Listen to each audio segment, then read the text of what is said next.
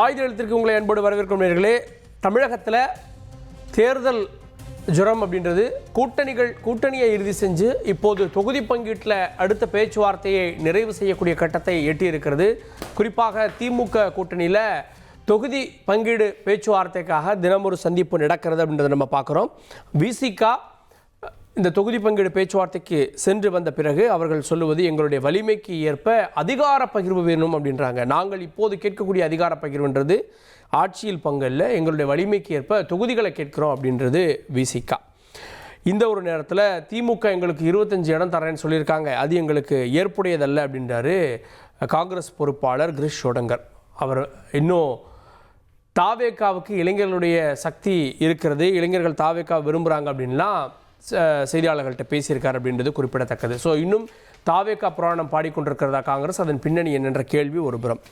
இதற்கு மத்தியில் முதலமைச்சருடைய பிறந்த நாளைக்கு ராகுல் காந்தி வாழ்த்து சொல்லும்போது சகோதரர் அப்படின்னு கடந்த வருடம் சொன்னவர் இந்த முறை தவிர்த்திருக்கிறாரே அப்படின்னு அண்ணாமலை ஒரு செய்தியை கிளப்ப அதுவும் பேசுபொருளாகி இருக்கிறது. அதனுடைய காரணம் என்ன அப்படின்னு இதற்கு மத்தியில் தான் அதிமுக பொதுச் செயலாளர் திடீரென டெல்லிக்கு பயணமாக இருக்கிறார். இந்த பயணத்தில் கூட்டணி தொகுதி பங்கீடெல்லாம் பேசப்படும், அமித்ஷாவை சந்திக்கக்கூடும் அப்படின்லாம் செய்திகள் வந்து கொண்டிருக்கின்றது. என்டிஏ கூட்டணிக்கு யார் தலைமை அப்படின்னே தெரியாமல் இருக்குது அப்படின்றாரு முதலமைச்சர். இது எல்லாவற்றையும் விவாதிக்க இருக்கிறோம். இறுதிக்கட்டத்தில் கூட்டணி பேச்சுவார்த்தை, எழுபறி எங்கே, இணக்கம் எங்கே அப்படின்னு சிறப்பு விருந்தினர்கள் நம்மோடு இணைகிறார்கள். நம்மோடு வலதுசாரி திரு எம் குமார் இணைகிறார். நிகழ்ச்சிக்கு அவரை வரவேற்கிறேன். அதிமுக செய்தி தொடர்பாளர் திரு ஜவஹர்லி அவரையும் நிகழ்ச்சிக்கு வரவேற்கிறேன். காங்கிரஸ் கட்சியிலிருந்து செய்தி தொடர்பாளர் திரு இனியன் ராபர்ட் அவரையும் நிகழ்ச்சிக்கு வரவேற்கிறேன். மற்ற விருந்தினர்கள் இணைய இருக்கிறாங்க. நான் முதல்ல இனியன் ராபர்ட் அவர்கள்ட்ட இனியன் ராபர்ட், எல்லாம் சுபம் சுமூகம் அப்படின்னு போயிட்டுருக்கோன்னு பார்த்தா தாவேகாவுக்கு இளைஞர்களின் ஆதரவு இருக்கிறது, எங்களுக்கு 25 இடங்கள் பத்தாது அப்படின்னு கிரிஷ் ஷோடங்கர் பேசுகிறாரு. ஸோ இழுபறிய இங்கே திமுக கூட்டணியில் காங்கிரஸ் உருவாக்குதோ? இல்ல சார், அப்படி நீங்க பார்க்க வேணான்றதான் என்னோட பாயிண்ட். எல்லா கட்சிக்குமே ஒரு ஒரு ஆசை இருக்கும், ஒரு ஆஸ்பிரேஷன்ஸ் இருக்கும். கொடுக்குற தொகுதியை விட கொஞ்சம் அதிகமா கொடுத்தா நல்லா தான் இருக்கும் அப்படிங்கிற மாதிரியான ஒரு பார்வையில திரு கிரீஷ் ஷோடங்கர் அவர்கள் கருத்தை பதிவு பண்ணியிருக்காரு. அண்ட் அதே மாதிரி தாவேகாவுக்கு ஒரு இளைஞர் பட்டாளம் ஒரு ஆதரவு கூடியிருக்கின்ற கருத்தையும் யாரும் இங்க மறுக்கல. நம்ம பாக்குறோம்ல, நம்ம இந்த விஷுவல்ஸ் எல்லாம் பார்க்கும்போது டிவி கேக்கு யார் போறான்றதையும் நம்ம அக்னாலேஜ் பண்ண முடியும். அதை இங்க மாத்தியோ யாரும் இங்க போய் சொல்றதுக்கும் இடம் இல்லை. ஆனா இதெல்லாம் வச்சு திமுகவிடம் காங்கிரஸ் பேரம் பேசுகிறதுன்னு ஒரு கருத்து இருக்குல்ல, அததான் நீங்க மீன் பண்றீங்க, நான் புரிஞ்சுக்கிறேன். அந்த மாதிரி எந்த விதமான தகவலும் கிடையாது. இந்த நிமிடம் வரைக்கும் நாங்க இந்தியா கூட்டணிக்குள்ளதான் இருக்கிறோம். எங்களுக்கு அஸ்பிரேஷன்ஸ் இருக்கு, எங்களுக்கு லாங்கர் டர்ம் ஒரு தொலைநோக்கு பார்வையில எங்களுக்கு ஆட்சி அதிகாரத்தில் பங்கு என்ற ஒரு பெரிய ஒரு ஆசை இருக்கு. ஆனா அதை இப்ப பேச முடியுமான அடுத்த ஒரு பெரிய கேள்வி இருக்கு. அதே மாதிரி சீட் ஷேரிங், சீட்டுகள் அதிகமாக வேணுன்றது காங்கிரஸ் கட்சியினுடைய கோரிக்கை. அதை இரண்டு கட்சிக்கும் அறிவாலயத்தில் உட்கார்ந்து பேசி அதை எப்படி சுமூகமா முடிக்க முடியுன்றத ஒரு முடிவுக்கு வருவாங்க. அவ்வளவுதானே தவிர இதனால டிவிகே கூட போயிருவாங்க, அங்க பேச்சுவார்த்தை இன்னைக்கு வரைக்கும் சார் இல்லை, இது 1 2 கிடையாது. தொடர்ந்து அவர் எங்களுடைய பலம் என்னன்றது தாவேகாவுக்கு தெரியுது, திமுகவுக்கு தெரியலை அப்படின்றதும். திமுக கூட்டணியில் இருக்கவங்க விஜயுடைய செல்வாக்கை ஏற்றுக்கிட்டாங்களா? அப்போ நீங்கள் பேசுறது கூட்டணிக்கு முரணா இல்லை? செல்வ பெருந்தகை பேசுகிற டோனும் கிரிஷ் ஷோடங்கர் பேசுகிற டோனும் ஒன்றா இருக்கா? இல்ல சார், அதாவது தாவேக்கா அங்கீகரிக்கிற இடத்துல காங்கிரஸ் இல்ல. காங்கிரஸ் 150 வருஷம் பழைய கட்சி. தாவேக்கா நேத்து ஆரம்பிச்ச கட்சி. அந்த கட்சி எங்களுக்கு ரெகக்னேஷன் கொடுக்குன்ற அவசியம் எங்களுக்கு இல்லைன்றதான் என்னுடைய பார்வை. அதுதான் தலைவர் செல்வ பெருந்தகை பார்வையாக இருக்கும். ஆனா நாங்க எப்படி இதை பாக்குறோம்னா, அந்த கட்சி ஒன்று உருவாயிருக்கு, அந்த கட்சி வளர்ந்துட்டு போட்டோம். எங்களுக்கு நாங்க கட்சியை அழிக்கணும்னு கட்சி வேணாம் நாங்க நினைக்கல. ஆனா இப்போதைக்கு நாங்க திமுக டிராவல் பண்றோம். எங்களுக்கு சுமூகமா இருக்கு, எந்த பிரச்சனையும் கிடையாது. இல்ல சுமூகமா இருக்குன்னா தொகுதி பங்கீடு இப்ப முடிஞ்சிருக்கணும். இன்று போய் நாளை வருக, நாளை வர்றீங்க, இன்னும் 2 நாள் தான் இருக்கு. இப்போ உங்களுக்கு மாநிலங்களவை இடம் இருக்குன்னா 5ஆம் தேதிக்குள்ள முடிவு சொல்லி ஆகணும் சார். நீங்க 2006ல இருந்து எலெக்ஷன் எடுத்து பாருங்க. திமுக காங்கிரஸ் கூட்டணி பேச்சுவார்த்தை இதே பேட்டர்ன்ல தான் இருந்திருக்கு. ஒரு முறை கூட பேட்டர்ன் மாறி எல்லாம் இல்ல. எப்பவுமே பிப்ரவரி 15க்கு மேலதான் பேச்சுவார்த்தை ஆரம்பிப்பாங்க. ஆனா ஊடகங்கள் என்ன பண்ணாங்கன்னா, டிசம்பர் மாசமே ஆரம்பிச்சுட்டாங்க. நீங்க ஐவர் குழு போட்டுட்டீங்க, ஏன் இன்னும் பேச்சுவார்த்தை ஆரம்பிக்கலன்ற கேள்வியை ஊடகங்கள் தான் எழுப்புறாங்க. அன்னைக்கே நான் சொன்னேன், என்ன சொன்னேன்னா, பிப்ரவரி 15க்கு மேலதான் பேச்சுவார்த்தை ஆரம்பிப்பாங்கன்னு சொன்னேன். அதே மாதிரி ஒரு 4 கட்ட பேச்சுவார்த்தைக்கு போவாங்க. காங்கிரஸ் தானே குழு போட்டது. திமுக குழு 2 மாசத்துக்கு முன்னாடியே குழு போட்டுட்டு எப்ப எங்களை கூப்பிடுவீங்கன்னா அதோட நோக்கம் என்ன? இல்ல, சார், ஐவர் குழு போட்டதுக்கான காரணத்தை நான் தெளிவா சொல்லிடுறேன். ஐவர் குழு ஏன் போடப்பட்டது என்றால், அன்றைக்கு இதே வதந்தி கிளப்பப்பட்டது. காங்கிரஸ் தாவேகா கூட போதான் விஜய் வந்து பல ஊர்ல மாநாடு போறாரா, ராகுல் காந்தி வர போறாரா. இந்த வதந்திகளுக்கு முற்றுப்புள்ளி வைப்பதற்கு தான் ஐவர் குழு போட்டோறாங்க. அது சீட் ஷேரிங் உடனடியா பேசிடுன்றதுக்கு டிஎம்கே இப்ப ரெடியா இல்லையே. அப்பதான் அவங்க வந்து பிஎல்ஏ கூட்டங்களை கூட்டிட்டு இருந்தாங்க. எப்படி டிசம்பர் மாசமே நீங்க வந்து பேச முடியும்? இரு கட்சிகளும் பிப்ரவரி 15க்கு மேலதான் ஆரம்பிச்சாங்க. இது நான் அப்பவே ப்ரெடிக்ட் பண்ண நான் இதை. இன்னைக்கு அதே தகுந்த மாதிரி பேச்சுவார்த்தை போயிட்டு இருக்கு. இன்னைக்கு 2 கட்டம் முடிஞ்சிருக்கு. அநேகமாக 3வது கட்டத்துல நிச்சயமாக எவ்வளவு சீட்டுகள் காங்கிரஸ் அடுத்த கட்டம் இல்ல இது இதோட மட்டும் இல்லாம எல்லாம் வரக்கூடிய செய்திகள் இல்ல ராகுல் காந்தியும் ஆதவ் அர்ஜுனாவும் சந்திக்க போறாங்க, பேச போறாங்கன்னு எல்லாமே சமூக வலைத்தளத்தில் வர்றதா, அதுக்கு ஆதாரம் இருக்கானா இல்ல? இப்ப நீங்க டிலே பண்றதால இந்த மாதிரி செய்திகள் ரெக்க கட்டி வதந்தியா பரவுதே. இல்ல அது ஆர்கனைஸ்டா திட்டமிட்டு இந்த பொய் செய்தியை பரப்புறாங்கன்னு தான் நான் முதல்ல சொல்றேன். நான் தலைவர் ராகுல் காந்தியும் அல்லது நடிகர் விஜயும் எந்த இடத்துலயும் பேச்சுவார்த்தைக்கான அப்பாயின்மெண்டோ ஸ்கெடியூலோ கொடுக்கல. நீங்க திமுக காங்கிரஸ் கிட்ட பேச்சுவார்த்தை நடக்கு வெளிப்படையா இருக்கு. ரொம்ப டிரான்ஸ்பரண்டா அறிவாலயத்துக்கு போறாங்க, 4 பேர் போறாங்க, அந்த பக்கத்துல திமுக அமைச்சர்கள் உட்கார்ந்துருக்காங்க, பேசுறாங்க இருக்கு. டிவிக்கே கூட அப்படி திரைமறைவுல காங்கிரஸ் எங்கேயாவது பேச்சுவார்த்தைக்கான ஆதாரங்கள் தான் இருக்கு. ஒண்ணுமே கிடையாது. டிவிக்கே கூட கன்சிடரே பண்ணல அந்த கட்சி. நாங்க எங்கேயுமே அப்படி திரைமறைவா பேசுகின்ற அரசியல் நல்ல அரசியலா இருக்க முடியுமா ஒரு பெரிய கேள்வி இருக்குல்ல. அதை காங்கிரஸ் ஒரு காலமும் பண்ணது. தலைவர் ராகுல் காந்தி புறவாசல் வழியாக பிஜேபி மாதிரி அரசியல் பண்ண தெரிந்தவர் அல்ல. வெளிப்படையாக, நேர்மையாக, நேரடியாக இந்த கூட்டணி டிராவல் பண்றோம், நான் கூட தான் போக போறோன்றதை வெளிப்படையா பேசுகின்ற தைரியம் உள்ள நபராக தலைவர் ராகுல் காந்தி இருக்காரு. அதனால இன்றைக்கு டிரான்ஸ்பரண்டா நாங்க அறிவாலயத்தை தான் பேசிட்டு இருக்கோமே தவிர பனையூருக்கு நான் யாரும் போல. நாங்க ஓகே கேட்போம். நம்மோடு அரசியல் விமர்சகர் திரு நந்தகுமார் அவர்கள் இணைந்திருக்கிறார். நிகழ்ச்சிக்கு அவரை வரவேற்கிறேன். நான் திரு எம் குமார் அவர்கள்ட்ட, காங்கிரஸ் கேட்பது கூடுதல் சீட்டு மட்டும்தான், கூட்டணி மாற்றம் இல்லை, கட்சி மாற்றம் இல்லை, ஆனால் நீங்களாம் திருச்சி சொல்கிறீங்க அப்படின்ற. இப்போது சகோதரர் ராபர்ட் வந்து அவருக்கு நம்பிக்கை இருக்குது அதில். அவர் கட்சி அது நம்பிக்கை, அது திமுக கூட்டணியோடு இருக்கணும் அப்படிங்கிறதுல அவருக்கு நிறைய நம்பிக்கை இருக்கிறது. நமக்கும் அந்த நம்பிக்கை இருக்குது. அது இருக்கட்டும், அவங்களோட இருந்து பல வருஷம் பயணம் பண்ணியிருக்காங்க, அதில் ஒன்றும் மாற்றுக்கிறது இல்லை. ஆனால் பிரச்சனை எங்கே வருதுன்னா, 80 நாளைக்கு முன்னாலேயே அவங்க குழு அமைத்தாகிவிட்டது. கிரீஷ் ஜோடங்கர் அதுக்கு தலைவர். அவரும் பல முறை வந்துட்டு பேசிட்டு நேரடியாக பேசி பார்த்தார், சுற்றி வளைச்சி பேசி பார்த்தார், எல்லாம் பேசிட்டார். இப்போ ஃபைனலாக முந்தா நாள் பேசிவிட்டு ஒரு இதை கூட எங்களால் இவ்வளோ தான் முடியும்னு கொடுத்து இவங்கள சொல்லி விட்டுட்டாங்க. 25 சீட்டு தான் ஒரு ராஜ்யசபா, அதுக்கு மேலே பேசாதீங்க அப்படிங்கிற மாதிரி இவங்க கொடுத்து விட்டாங்க டிஎம்கே. அவங்க அங்கே போயிட்டு அவங்க என்ன சொல்லிட்டாங்க, அவர் என்ன சொல்ல, ராகுல் காந்திகிட்ட ரிவர்ஸ் கியர் கிடையாது. பழைய ஃபாஸ்ட் ஹிஸ்ட்ரி நீங்கள் பார்த்தீங்கன்னா, அவர் ஒரு முடிவை எடுத்துட்டாருனாக்கா அந்த முடிவை மாற்ற மாட்டார். ராகுல் காந்தியோட நேச்சர் பாருங்க. ராகுல்லாம் பாராட்டுறீங்க. ஆமாங்க, பாருங்கள, அவர் ஒரு முடிவு எடுத்தாருன்னா அந்த முடிவில் பின்வாங்க போகிறதில்ல. இது வரைக்கும் பல விஷயங்கள் அப்படி நடந்திருக்கிறது. ஆகினால இப்போது இவங்களை பொறுத்தவரையில் 25+1 இவங்களுக்கு அதை உறுதி, இவங்க அதில் மாறாமல் இருக்கிறதுக்குரிய காரணங்களும் இருக்குது. திமுக புதுசாக கட்சியெல்லாம் வந்து புதுசாக கட்சி வந்திருக்கிறது. அது தவிர நம்ம தேமுதிகவெல்லாம் அகாமடேட் பண்ணியாகணும். மக்கள் நீதி மையம் வந்திருக்கு. ஓபிஎஸ் அது திமுக கூட வந்திருக்காரு. ஆனால் அவருக்கு சீட்டு கொடுப்பாங்க, அதனால் தேவைப்படும், சீட்டு ஜாஸ்தி தேவைப்படும். அதனால் மற்றவங்களை இவர் இந்த மனிதநேய மக்கள் கட்சிக்கெல்லாம் சீட்டை குறைச்சிருக்காங்க. அவங்களுக்கு ஒரு மனிதநேய மக்கள் கட்சிக்கு 2 தான், இந்தியன் யூனியன் முஸ்லீம் லீக்கு 3லேருந்து 2 ஆக்கியிருக்காங்க. வைகோவுக்கு என்ன ஆக போகுது, அவர் வந்து பல டபுளாக கேட்டுக்கிட்டு இருக்காரு, டபுள் டிஜிட்டல் எல்லாமே 6-12 கேட்குறாங்க. இவர் விசிகாவும் வந்து எங்களுக்கு வந்து எங்கள் தகுதிக்கு ஏற்ப வலிமைக்கு ஏற்ப வேணும்னு கேட்குறாரு. இப்போ இதுதான் சிக்கல். இங்கே இடியாப்ப சிக்கல் என்னென்னா, இது பெரிய சிக்கல். காங்கிரஸில் இன்னைக்கு கொடுத்துருக்கிற ஸ்டேட்மெண்ட், நம்ம ஜோடங்கர் வந்து இன்னைக்கு கொடுத்துருக்கிறது 25 அவங்க சொல்கிறாங்க, அது நாங்கள் முடியாதுன்னு சொல்லிட்டோம், எங்களால் முடியாதுன்னு சொல்லிட்டோம். இவன் அவங்க கேட்குறது 49 கேட்டது, ஆக்சுவலாக 49 ஒரிஜினலாக கேட்டது 49, 39 எதிர்பார்க்குறாங்க. ஸோ இப்போ 14 சீட்டு இவர் எடுத்து கொடுக்க முடியாது. இது இவங்களோட நிலைமை. அவங்க வந்து இதை வந்து ஒரு இஷ்யூவாக, ப்ரெஸ்டீஜ் இஷ்யூவாக எடுக்கிறாங்க. இத்தனை வருஷம் நம்ம கூட இருந்திருக்கோமே, நம்ம சென்ட்ரலில் 17 அது வந்து புதுசு இல்லை. 2006லேருந்தே இந்த கூட்டணி வந்து இப்படி தான் நெகோசியேஷன் டைட்டாக தான் போயிட்டு நான் மத்திக்கு வரேன். இவன் இங்கே மாநிலத்தில் மத்தியில் 2004க்கு போகிறீங்க. 17 எம்பிக்கு 17 எம்பிக்கு 8 அமைச்சர் கொடுத்தாங்க மத்தியில் காங்கிரஸ், இதே காங்கிரஸ்.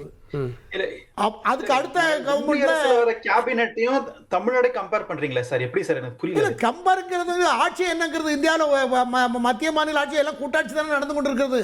இதெல்லாம் நான் எனக்கு இல்ல எனக்கு பிரச்சனை சீட் ஷேரிங் பிரச்சனையா கோலிஷன் பிரச்சனையா? இந்த போஷன் வந்து உங்களுக்கு ஃபேவரானது. நீங்க அது பாருங்க உங்களுக்காக பேசுறாரு. அன்னைக்கு அதிகாரத்துல காங்கிரஸ் பங்கு எங்களுக்கு பேசல சிண்டு முடிச்சுட பாக்குறாரு. திமுக காங்கிரஸ்க்கு சிண்டு முடிச்சுட பாக்குறாரு அவரு. அவரு எங்களுக்காக பேசுறாரு. ராபர்ட் ஒரு நிமிஷம். என்னை பொறுத்தவரை மாநிலத்திலையும் மத்தியிலையும் மாநிலத்தில் கூட்டாட்சி அதிகாரத்தில் பங்கு கொடுக்கும் பொழுது மத்தியில் கொடுக்கும் பொழுது மாநிலத்தை கொடுக்கறது தப்பு இல்லைங்கிறது என்னுடைய வாதம். சரி, இப்போ நீங்க இனியன்ட்ட சொல்லி அந்த டிபேட் இல்ல சார், அதை தவிர்த்துட்டோம். நான் பொதுவான கருத்தை சொல்றேன். நான் பொதுவான கருத்து யாரா இருந்தாலும் சரி மத்தியிலும் மாநிலத்திலையும் அது மாநில சுயாட்சின்னு ஒன்று கொண்டு வருவாங்க. மத்திய அரசுடைய அனுசரணை இல்லாமல் எந்த ஆட்சி சார் நடக்க முடியும்? மத்திய அரசுடைய ஒத்துழைப்பு இல்லாமல் மாநிலத்தில் எப்படி ஆட்சி நல்ல திருப்திகரமாக நடத்திட முடியும்? அதுக்கு இருந்தா என்னங்கிறது ஒரு பேச்சுவார்த்தை நடத்துறது எம்எல்ஏ தொகுதிகளுக்கு இந்த மாதிரி இடியாப்ப சிக்கலில் மாட்டிக்கொண்டு இருப்பதால் நிறைய டிஃபரன்சஸ் இருக்கு. இவங்க சரி என்ன பண்ணுவாங்க இப்போ வந்து அவங்க தாவேக்கு போறாங்க. இன்னைக்கு தேதி இன்னைக்கு 2 ஆகி போயிடுச்சு. 3 நாள்ல முடிக்கலன்னாக்கா டெர்மினேட் ஆயிடும். ஏதாவது ஒன்று டெர்மினேட் ஆயிடும். ஆமா, அதோட அவர் என்ன சொல்றாரு, ஜோடங்கர் என்ன சொல்றாருன்னா தாவேக்கா கிட்ட இருந்து எங்கள்கிட்ட நாங்கள் அதை பேசாமல் இருக்க முடியாது, தேர்தல் நேரங்களில் எல்லா கட்சிகள்ட்டையும் பேசிட்டு தானே இருப்போம் அப்படின்னு அவர் சொல்றாரு. இப்போ நிர்மல் குமார் வந்து ஒரு ஸ்டேட்மெண்ட் கொடுத்துருக்காரு. காங்கிரஸ் திமுக 25 சீட்டு கூட ஜெயிக்காது கஷ்டம்னு சொல்றாரு. அது அவர் வந்து திமுகவுக்கு இருக்கிற இன்கம்பரன்சியை வந்து அவருக்கு வச்சு சொல்றாரு. இப்போ இப்படியெல்லாம் இருக்கிறது.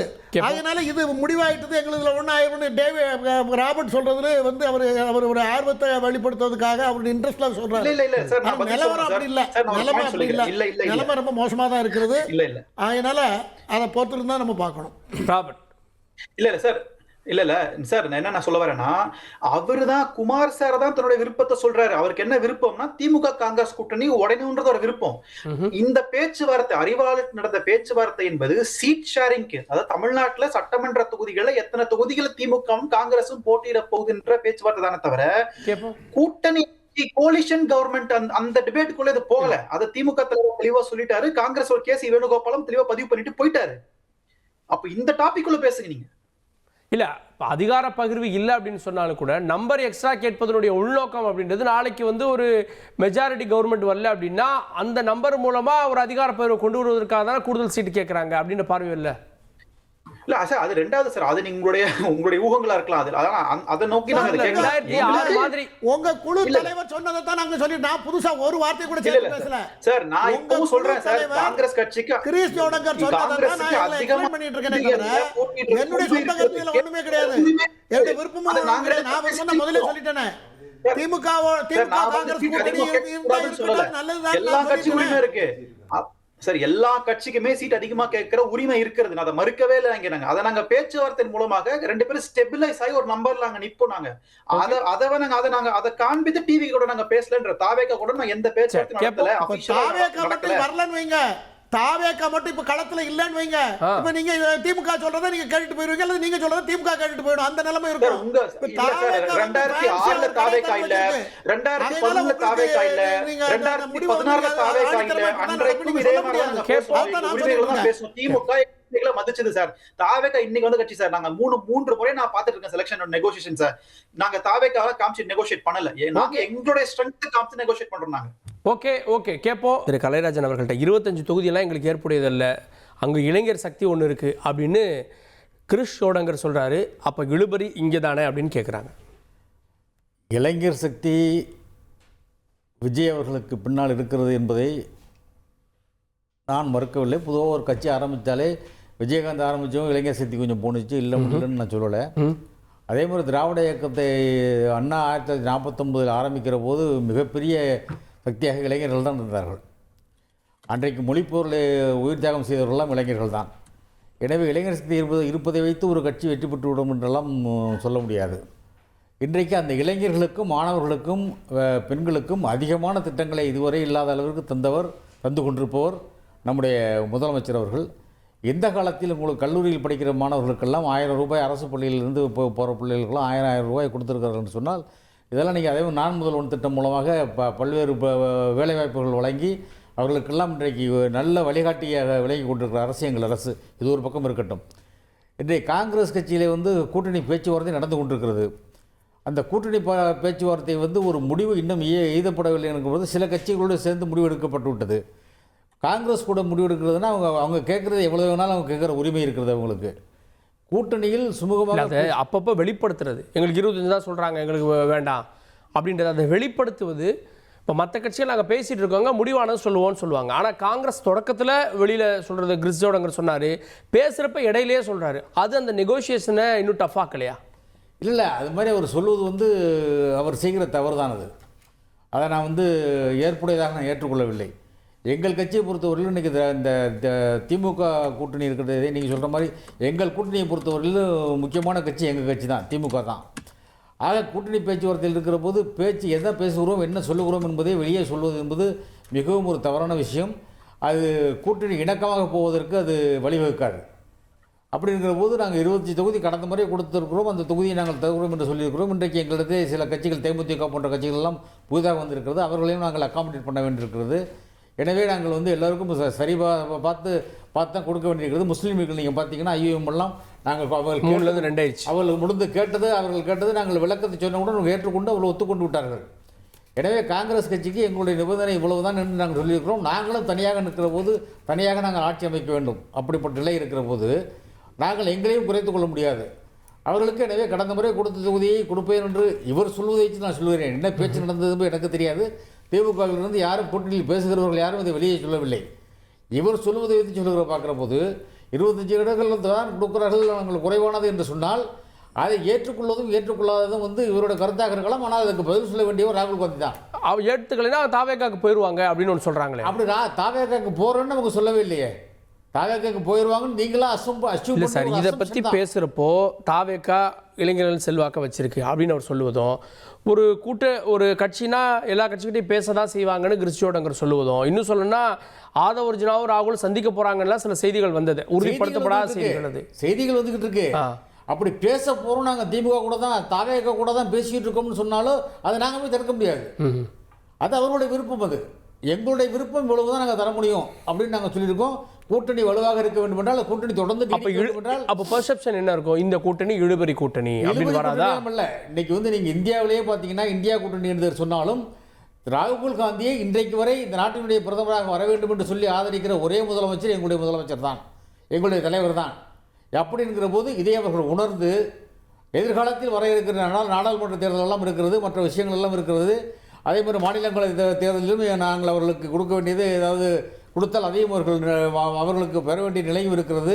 இதையெல்லாம் யோசித்து எதிர்கால அரசியலெல்லாம் யோசித்து ராகுல் காந்தி என்ன முடிவெடுப்பாரோ அதை தான் எங்களை கட்டுப்படுத்துமே ஒழிய அதுதான் அவர் ஏற்றுக்கொள்ளவில்லை என்றால் நாங்கள் அதுக்கு மறுப்பு சொல்ல முடியாது.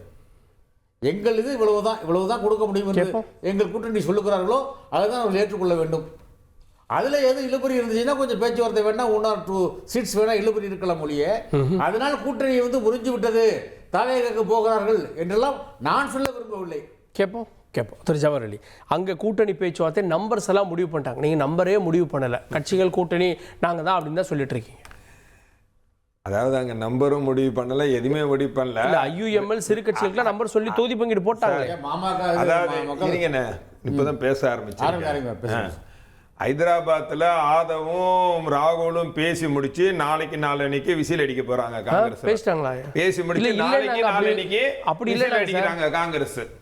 பாருங்க அடிக்கிறாங்களா இல்லையான்னு. அதாவது 80 நாள் பாவம் சார் காங்கிரஸ் கட்சி வெயிட் பண்ணி நொந்து போய் நீ 2011 63 சீட்டு மண்டையில கொட்டி வாங்கினமே, இப்போ வாங்க முடியலையே, ஒரு 49 சீட்டு கேட்டால் கூட கொடுக்க மாட்டேங்கிறேன்ட்டு அந்த வேதனையுடைய விளிம்பில் ராகுல் இவரை சகோதரர் அப்படிங்கிறத கூட எடுத்துட்டார்.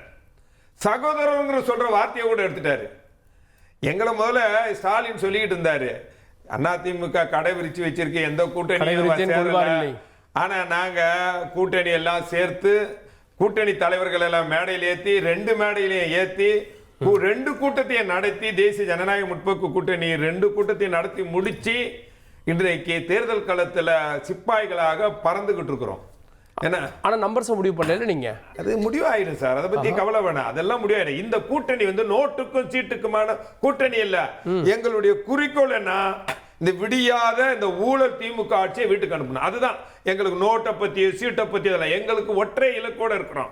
அவர்களுக்கு எல்லாம் பாருங்க, காங்கிரஸ்ல பிரச்சனை, நீங்க கம்யூனிஸ்டுகள்லயும் பிரச்சனை, பிசிகாலையும் பிரச்சனை, எல்லா கட்சியிலும் பாவம் அடிமையா இருக்கக்கூடிய இந்த இஸ்லாமிய இயக்கங்கள் தான் வந்து கொடுத்ததோ போதுன்னு கையெழுத்து வாங்கிட்டு போற நிலைமை ஏற்பட்டிருக்குன்னா காரணம் அவங்களுக்கு பிஜேபிக்கு எதிரான நிலையை எடுக்கணும்னு அவங்களுடைய தலையெழுத்து இருக்குது. அதுதான் தவிர, ஆனா மற்ற கட்சிகள் பேசுற அளவுக்கு அது ஏதாவது இஸ்லாமிய இயக்கங்கள் பேசுறாங்கன்னா உண்மையிலேயே வேதனையா வருத்தமா இருக்கக்கூடிய விஷயங்கள். சரி, கூடுதல் இடங்கள் கேட்பது எப்படி பிரச்சனை நீங்க சொல்லுவீங்க? எது கூடுதல் இடங்கள் கேட்பது ஒவ்வொரு கட்சிக்கு உரிமை சார், அதை எப்படி நீங்க பிரச்சனை சொல்லுவீங்க? கூடுதல் இடம் கேட்கட்டும், கேட்கறது அவங்க பிரச்சனை இல்லை, அவர்களுடைய உரிமை தான். அது கூடுதல் இடங்கள் கிடைக்கலாம், இந்த கூட்டணியில் இருக்க மாட்டேன், கூட்டணிக்கு எதிராக வேலை பார்ப்பேன்னா தான் பிரச்சனை. சரி, எங்க கூட்டணியில யாராவது நாங்க திருப்பி அடிப்போம்னா சொன்னாங்களா சார்? எங்க கூட்டணியில அது மாதிரிலாம் யாராவது பேச முடியுமா? பேசுனாங்களா? ஆனா அந்த கூட்டணியில ஒவ்வொரு நாளும் ஒவ்வொரு ஆட்சி அதிகாரம் கூட திருப்பி அடிப்போம், விசிகா வந்து ஒவ்வொரு நிலைப்பாடு, எங்களுக்கு அதிகாரம் வேணா. ஆனா இப்ப வந்து கூட்டணி இது ஆட்சி அதிகாரம்ங்கிறது. அப்ப எங்களுடைய அமைச்சர்கள் இருப்பாங்கன்னு திரு டிடிவி தினகரன் சொன்னார். என்டிஏ கூட்டணி ஆட்சி அமைக்கும், அதாவது என்டிஏ அமைச்சர்கள் இருப்பாங்க அப்படின்னு சொன்னது பாஜக தலைவர்கள் சொன்னது. அதெல்லாம் என்ன கணக்கு? இல்ல நீங்க ஒரே ஒரு விஷயத்தை படுத்தணும். அதாவது வந்து இதே உருட்டல் வந்து திமுக வந்து இன்றைக்கு ஒரு நரேட்டிவ் செட் பண்ணி இந்த தேர்தல் வரைக்கும் கொண்டு போகணும்னு பாக்குறாங்க. அதே நெறியாளரும் பண்ண வேணாம். ஏன்னா அவங்க நோக்கி ஒரு கேள்வி, அவங்க கூட்டணி ஆட்சி, அப்ப அவங்க கூட்டணியே சேரலன்றீங்க. அப்ப உங்க கூட்டணியில இந்த கேள்வி இல்லையா? கேள்வி. ஏன்னா இன்னைக்கு வந்து திமுக வந்து எங்கடா வந்து இந்த தமிழ்நாட்டில் நடக்கக்கூடிய பிரச்சனைகள், சட்டம் ஒழுங்கு, ஊழல், விலைவாசி உயர்வு, இதை பத்தி பேசிடக்கூடாது. இங்க கூட்டணி பிஜேபி கூட்டணியா அதிமுக தலைமையா, இதையே வந்து ஒரு 3 மாசமா கேட்டுக்கிட்டு இருக்காங்க. நாங்க தெளிவா சொல்லிட்டோம், எடப்பாடியார் அதிமுக தலைமையிலான என்டிஏ கூட்டணி அப்படி சொல்லிட்டோம். அதிமுக அதாவது வந்து தேசிய ஜனநாயக கூட்டணி என்டிஏ கூட்டணியுடைய ஆட்சி, ஆனால் அமைச்சரவை அதிமுக தெளிவா சொல்லியாச்சு. இதையே அவங்க வேணும் திருப்பி கொண்டு போறது மக்களை திசை திருப்பணுங்கிறதுக்காக தவிர வேற எந்த இதுல அதிமுக தனித்து ஆட்சி அமைக்கும். கூட்டணியில இழுபறி இருக்கு, திமுகன்றீங்க. திமுக தான் இழுபறி இருக்கு, பிரச்சனைகள் இருக்கு, வெடிப்புகள் இருக்கு, கோபம் இருக்கு, கொதிப்புகள் இருக்கு. எங்க கூட்டணியில அந்த பிரச்சனைக்கே இல்ல, நாங்க சுமூகமா போய். இன்னொன்னு கேக்குறேன், இன்னொன்னு அங்க ஆள் அதிகமா இருந்தா பிரச்சனை வரும்ல, இங்க ஆள் கம்மி இல்ல சார். நாங்களும் 13 கூட்டணி வச்சு 13 கூட்டணி அவங்க வந்து அவங்க என்னன்னா போற வரவங்க எல்லாம் வா எங்க கூட்டணிக்கு வா, எங்க கூட்டணியான்னு கூட்டுட்டு, இன்னும் சொல்ல போனா ஆந்திரால, கர்நாடகால, தெலுங்கானால இருந்து வர்ற கூட்டணி கட்சியெல்லாம் வாங்கன்னு சொன்னோமே. இப்ப எத்தனை சீட்டு கொடுக்க போறாங்க, எத்தனை சீட்டு இது கூட ஒரு பிரச்சனை. இன்னொன்னு ஒரே ஒரு விஷயம், 5ஆம் தேதிக்குள்ள ராஜ்யசபா சீட்டு முடிவு பண்ணக்கூடிய இந்த சூழ்நிலை, நாமினேஷன் பண்ண வேண்டிய சூழ்நிலை இல்ல. இப்போ இந்த கட்சிகளுக்குள்ள ஒரு நிலை இல்லாத ஒரு சூழ்நிலை போயிட்டுனா இதை வேண்டும் என்றே காங்கிரஸ் சார், நீங்க ராகுல் வந்து இது வரைக்கும் இதை பற்றி கிரீஷோடங்கர் சொல்றாரு சார், மாணிக் தாக்கூர் சொல்றாரு சார், இதை வரைக்கும் ஒரு முறையாவது வாய் திறந்தார. காரணம் என்னடா, அவருக்கு காங்கிரஸ் கூட்டணியில் இருக்க விருப்பமில்லை, அதனால தான் அவர் சகோதரர் என்ற வார்த்தை எடுத்தார். இவரும் ஒரு முடிவு எடுத்தார். சுருக்கமா, எங்கள் கூட்டணியில் இருக்கிற பிரச்சனைகள் எதுவுமே இல்லை, எங்கள் கூட்டணியை பற்றி விமர்சிக்கக்கூடிய தகுதியும் எடப்பாடி அவர்களுக்கு இல்லை.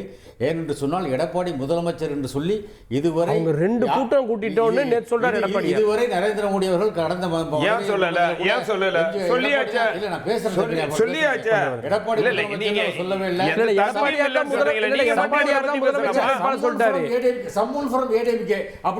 எடப்பாடியார் தான் முதலமைச்சர் வேட்பாளர், அது எல்லாம் அண்ணாமலை உட்பட சொல்லிட்டாங்க. ஆனா அவங்க அதுல சில சொல்லுவது சார், அமித்ஷா சொல்லிட்டாரு, அமித்ஷா போட்டாரு, அண்ணாமலை சொல்லிட்டாரு, என்டிஏ கூட்டணி ஆட்சி அமைக்குமா,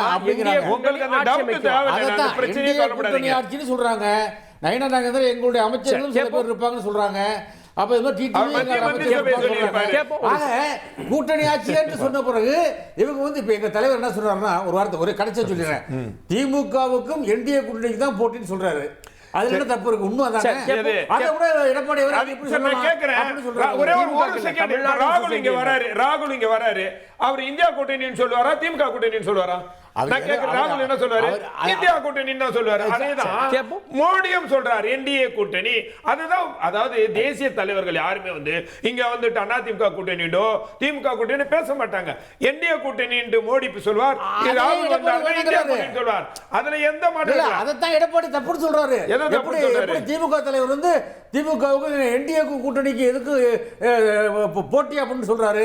அண்ணா திமுக சொல்லலங்கிறாரு, எடப்பாடி சொல்லியிருக்காரு. யார் சொல்லல? கேப்போம். அப்பலாம் நாங்க சொல்ல எங்களுக்கு தெரியும். ஒரே நிமிஷம் நான் திரு நந்தகுமார் அவர்கள்ட்ட, எங்க இணக்கம் இருக்கு, எங்க இழுபறி இருக்கு? இது இழுபறி சென்னையிலிருந்து டெல்லி வரைக்கும் போயிட்டு அந்த இழுபறி இப்போ ஹைதராபாத் வரைக்கும் வந்திருக்கு. என்ன காரணம் அப்படின்னு கேட்டிங்கன்னா, நம்ம வேறு யாரும் சொல்கிறத வச்சு பேச முடியாது. அங்கே இருக்கக்கூடிய காங்கிரஸ் திமுக என்ன பேசுகிறாங்கங்கிறத வச்சு தான் பேச முடியும். கிரீஷ் சோடங்கர் அவர் இங்கே கூட்டணியில் அந்த குழுவை சந்திச்சுட்டு பேசுகிறாரு. இங்கே கொடுத்த ப்ரெஸ் மீட் வேறு சுமூகமாக போச்சு, அவங்க என்ன ஏதுங்கிறத நாங்கள் பார்த்து சொல்கிறோன்னு. அதே அங்கே போயிட்டு ராகுல் காந்திக்கு அப்ரைஸ் பண்ணுறாரு. ராகுல் காந்தி அவர்களுக்கு அப்ரைஸ் பண்ணதுக்கப்புறம் ஏஎன்ஐக்கு கொடுத்த பேட்டியே கம்ப்ளீட்லி டிஃப்ரெண்ட். அப்போ ராகுல் காந்தி அவர்கள்கிட்ட அப்ரைஸ் பண்ணதுக்கப்புறம் ராகுல் காந்தியினுடைய இன்புட் இல்லாமல் அவர் பேச முடியாது. அப்போ அவர் என்ன சொல்கிறாருனாக்கா, நாங்கள் ஏற்கனவே பல இக்கட்டான சூழ்நிலையில் நாங்கள் திமுகவுக்கு உதவி இருக்கிறோம். இப்போ இந்த காலகட்டம் திமுக எங்களுக்கு திருப்பி கொடுக்க வேண்டிய காலகட்டம் அப்படின்றார். அப்போ தாவேகாவை பற்றியும் ஒரு கேள்வி வருது. தாவேகா நம்ம அந்த கட்சியை அண்டர் எஸ்டிமேட் பண்ண முடியாது. அவங்கக்கிட்ட இளைஞர்கள் செல்வாக்கு அதிகமாக இருக்குது. அதோட காங்கிரஸினுடைய வளர்ச்சியும் ராகுல் காந்தியினுடைய வளர்ச்சியும் தமிழ்நாட்டில் அந்த கட்சி அங்கீகரிக்குது அப்படிங்கிற ஒரு வார்த்தையும் பயன்படுத்துகிறார். எங்கே அவங்க கிட்ட திமுக கூட பிணக்கு காங்கிரஸ்க்கு எங்கே வருதுன்னா, எந்த இடத்துலையுமே திமுக காங்கிரஸினுடைய வளர்ச்சியவோ காங்கிரஸை ஒரு தேசிய கட்சியாவோ மதிக்கிறதுக்கு கூட தயாராக இல்லை. அவங்க என்ன நினைக்கிறாங்கன்னாக்கா, அவங்க ஐயா அழகிரி அவர்கள் பேசும்போது கூட தளபதி அவர்கள் பேசும்போது கூட என்ன சொல்கிறாங்க, நாங்கள் கூட்டிகிட்டு போனவங்கள போயிட்டு எல்லாத்தையும் வாங்கி கொடுத்து செலவு பண்ணி பிரச்சாரம் பண்ணி இவங்களுக்கு நாங்கள் எம்எல்ஏ ஆக்கி விடணும், நாங்கள் எம்பி ஆக்கி விடணும். அப்போ என்னன்னா, நாங்கள் காங்கிரஸ்க்கு ஒரு அரசியல் பிச்சை இட்டுக்கிட்டு இருக்கிறோம். அப்போ இன்னைக்கு காங்கிரஸ் கட்சியில் ஒரு எம்எல்ஏக்கள் எம்பிக்கள் தமிழ்நாட்டில் இருக்கிறாங்கன்னா அது திராவிட முன்னேற்ற கழகம் போட்ட பிச்சை.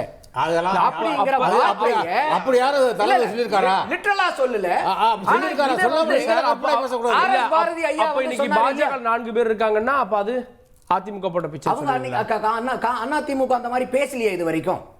அப்போ இங்க காங்கிரஸ் பிரச்சனை என்னன்னா, அவங்கள நீங்க மதிக்க மாட்டீங்கிறதா அவங்களுக்கு இருக்கக்கூடிய பெரிய பிரச்சனையே.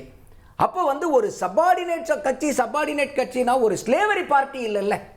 உங்களை விட வாக்கு சதவீதம் காங்கிரஸ்க்கு கம்மி தான், அதுல எந்த மாற்று கருத்து இல்லை. காங்கிரஸ் தனியா நின்னா தமிழகத்தில் ஆட்சி புரிய முடியுமா? முடியாது. அதையும் மாற்று கருத்து இல்லை. மதிக்க மாட்டீங்க அப்படின்னா, இந்தியாவில் யாரும் சொல்லுவதற்கு முன்பாக பிரதமர் வேட்பாளர் ராகுல்னு சொன்னது தமிழ்நாட்டின் முதலமைச்சர். எந்த தேர்தலில்? கடந்த தேர்தல் 2019 அதே குரல் இல்ல சார். அந்த மாதிரி ஐயா ஸ்டாலின் அவர்கள் 2024 ராகுல் காந்தி ஐயா தான் பிரதம வேட்பாளர் எங்கேயாவது சொல்லியிருக்காரா? 24 இந்தியா கூட்டணி 19லயே சொன்னாரு. முன் வச்சதே அவர் தானே காங்கிரஸுக்கு முன்பாக. இல்ல அதெல்லாம் தான் அன்னைக்கு. அதனாலதான் அன்னைக்கு வரைக்கும், இப்ப நேத்து வரைக்குமே அவர் அண்ணன் தானே சொல்லிட்டு இருந்தார் ராகுல் காந்தி அவர்கள். இப்ப கிரீஷ் சோடங்கர் போய் அங்க அப்டேட் கொடுத்ததுக்கு அப்புறம், அப்ரைஸ் பண்ணதுக்கு அப்புறம் அவர்கிட்ட இருந்து வரக்கூடிய பிறந்தநாள் செய்தியில என்னுடைய அண்ணங்கிற வார்த்தையவே தூக்கிடுறாரே. அப்போ நீங்க அண்ணன் தம்பி ஒண்ணும் ஒண்ணா இருக்கிறீங்க. அண்ணன் தானே சார் கேட்கிறாரு அதிகமான சீட்டு கொடுங்களேன், தம்பி தானே கேட்கிறாரு கொடுங்களேன். அப்போ இதுல என்ன ஒண்ணுன்னா, இப்ப நம்ம வேற யாரும் இட்டுக்கட்டு பேசல, நம்ம பாத்தீங்கன்னா கனெக்டிங் த டாட்ஸ். அப்ப அவர் என்ன சொல்றாருன்னா, ராஜ்யசபாங்கிறது கூட அவர் ராஜ்யசபா இருக்கான்னு ஏஎன்ஐ கேட்கறாங்க. அப்ப அவர் என்ன சொல்றாரு, இல்ல எங்களுக்கு ராஜ்யசபா சீட் வேண்டியதில்லை, அது நாங்களே எங்களுக்கு அதிகமான சீட்டு கிடைக்கும் போது நாங்களே அந்த எம்பியை தேர்ந்தெடுக்கிற அளவுக்கு அவர் சொல்றாரு உரிமை வரணும், எங்க கேண்டிடேட் ஒருத்தர் நிப்பாருன்னு சொல்றாரு. இல்ல அதுதான் இப்ப பெரிய பிரச்சனையே என்னன்னா, யார் பேசுறது காங்கிரஸ் வார்த்தைன்னு எடுத்துக்கிறது. செல்வ பெருந்தகை அவர்கள் பேசுறது காங்கிரஸுடைய வார்த்தையா, இல்ல கிரீஷ் சோடங்கர் எடுக்கிறது காங்கிரஸுடைய வார்த்தையா? ஏன்னா செல்வ பெருந்தகை அவர்கள் பேசுறத காங்கிரஸ் வார்த்தையவே எடுத்துக்க முடியாது. ஏன்னா அவருக்கு பிரவீன் சக்கரவர்த்தி போய் சந்திச்சதும் தெரியாது, எனக்கே தெரியாது, நான் கம்ப்ளைண்ட் கொடுக்குறேங்கிறாரு. அதே மாதிரி கிரீஷ் சோடங்கர் இந்த மாதிரி சொல்றது எங்களுக்கு தெரியாது, நாங்க எங்கிட்ட தலைமையில காங்கிரஸ்ல எங்கிட்ட எதுவுமே சொல்லலையேங்கிறாரு. அப்போ செல்வ பெருந்தகை அவர்களை பட்ட எந்த விஷயத்தையும் டெல்லி காங்கிரஸ் டிஸ்கஸே பண்றதில்லை. என்ன காரணம் அப்படின்னு கேட்டீங்கன்னா, இந்த 41 பேர் போய் சந்திச்சாங்க இல்லையா டெல்லியில ராகுல் காந்தி அவர்களை, அங்க வந்து அந்த ஒட்டுமொத்தமா மீட் பண்ணதுக்கு அப்புறம் தனித்தனியாவும் பார்க்கும்போது பிரதானமான ஆட்கள் வந்து தாவேகா கூட போலாங்கன்னு அவங்க சொல்றாங்க. அப்ப ராகுல் காந்தி கேட்கிறாரு, ஏன் நீங்க வந்து மீட்டிங்ல பொதுவெளியில இருக்கும்போது இதை பத்தி பேச மாட்டேங்கிறீங்கன்னு கேட்கும்போது அவங்க சொன்ன வார்த்தையா சொல்லப்படுறது, ஐயா நாங்க இங்க எங்க பேசினாலும் அடுத்த நிமிஷம் வந்து அறிவாலயத்துக்கு தகவல் போயிருது. அப்ப அதுல ராகுல் காந்தி பயங்கரமா கடுப்பாகிறார். எப்படி வந்து நம்ம காங்கிரஸ் மீட்டிங்ல பேசுறது அடுத்த நிமிஷம் எப்படி அறிவாலயத்துக்கு போகுங்கிற கேள்வி. அப்போ இதுல இருந்து காங்கிரஸ் டெல்லியில இருந்து அவங்க நகர்த்தக்கூடிய காய்களை ஒரு துளி இன்ஃபர்மேஷன் கூட செல்வ பெருந்தேவர்கள்ட்ட கொடுக்கிறது கிடையாது. ஏன்னா கொடுத்தா அது அடுத்த நிமிஷம் திமுக கிட்ட போயிடுது. அப்ப செல்வ பெருந்தேவர்கள் என்னவா இருக்காரு, இப்ப கிரீஷ் சோடங்கர் போகும்போது அவர் காரை ஓட்டிட்டு போனார். அந்த லெவலுக்கு தான் இன்னைக்கு டெல்லி காங்கிரஸ் வந்து வச்சிருக்காங்க. அப்படி இல்ல, ஒரு பிரைவசி வேணும்னா கார் டிரைவர் கூட வேணாம்னு முடிவெடுக்க இல்ல. நான் என்ன சொல்ல வரேன் சார், மத்திய அமைச்சர் மாநில தலைவர்கள் எல்லாம் கூட்டி போயிருக்காங்க. செல்வ பெருந்தகை ஐயாவை அண்டர் எஸ்டிமேட் பண்ணல. ஆனா அவர் ஒவ்வொரு தகவல் சொல்லும் போதும் டெல்லி காங்கிரஸ் எங்கிட்ட இதை சொல்லல, டெல்லி காங்கிரஸ் எங்கிட்ட இதை சொல்லல. இன்னொரு பக்கம் காயின வந்துட்டே இருக்கு. நேத்தே வந்து ஆதவ் அர்ஜுனா இன்னைக்கு ஹைதராபாத்ல இருக்காரு, மாணிக்கம் தாகூர் ஹைதராபாத்ல இருக்காங்க. அப்ப அங்க வந்து ஒரு பேச்சுவார்த்தை நடக்குது. கூடுமான வரைக்கும் நாளைக்கெல்லாம் தகவல் வந்துடும். சற்றேறக்குரிய 70 to 75 தொகுதி காங்கிரஸ் தாவேகா கிட்ட கூட்டணியோட இனி எனக்கு அதிர்ச்சியா இன்ப அதிர்ச்சியான்னு தெரியல. இனியன் ராபர்ட் ஏதோ ஹைதராபாத்ல தான் முடிவு இருக்காங்க, 70 சீட்டா நந்தகுமார் சொன்னார், கேட்டீங்களா? நல்லா கேட்டுச்சு. நல்லா கதை சொல்றாரு. அதாவது ஸ்டோரி நரேஷன் வந்து நந்தகுமார் சார் ரொம்ப அழகா சொல்றாரு. அது நிச்சயமா அவர் வந்து பாராட்டி ஆகணும். போற போக்குல என்ன ட்ரை பண்ணாருன்னா, திரு கிரீஷ் சோடங்கர் அவர்களுக்கு வரக்கூடிய தகவல் இல்ல சமூக ஊடகங்கள்ல என்னென்னமோ வருது சார், அதெல்லாம் இங்க பேசக்கூடாது. நீங்க தலைவர் செல்வ பெருந்தகைக்கும் தலைவர் இவரு பொறுப்பாளர் கிரீஷ் சோடங்கருக்குமே நீங்க சிண்டு மூட்டி ஒரு வேலையை நீங்க பாக்குறீங்க. நீங்க சரி, இவங்க 2 பேரும் விட்டுடுங்க. அகில இந்திய பொதுச் செயலாளர் தலைவர் ராகுல் காந்தியினுடைய வலதுகரமா செயல்படக்கூடிய திரு கே.சி. வேணுகோபால் தமிழ்நாட்டுக்கு வந்து திமுக காங்கிரஸ் கூட்டணி தான் இறுதி அப்படின்னு ஃபைனலைஸ் பண்ணி சொல்லிட்டு போயிட்டாரு. இதுக்கு பிறகு நீங்க வந்து தலைவர் ராகுல் காந்தி அப்படி நினைக்கிறாரு, அவர் இப்படி நினைக்கிறாருன்ற உங்க ஊகங்களுக்கு எல்லாம் காங்கிரஸ் வந்து பதில் சொல்ல வேண்டிய தேவைகளுக்கு இல்ல. நாங்க இன்னைக்கு திமுக தான் பேச்சுவார்த்தை நடத்துறோம். வெளிப்படைத்தன்மையோட அறிவாலயத்துல 4 பேர் போறாங்க, அந்த பக்கத்துல அமைச்சர்கள் இருக்கிறாங்க, பேசுறாங்க, வராங்க. இங்க ஹைதராபாத் எங்க வந்தது எனக்கு புரியல. எனக்கு ஹைதராபாத்துக்கு ஆதவ் அர்ஜுனா எதுக்கு போனோம் அவரை தான் கேட்கணும். நீங்க இங்க ஆதவ் அர்ஜுனாவும் திரு மாணிக்கம்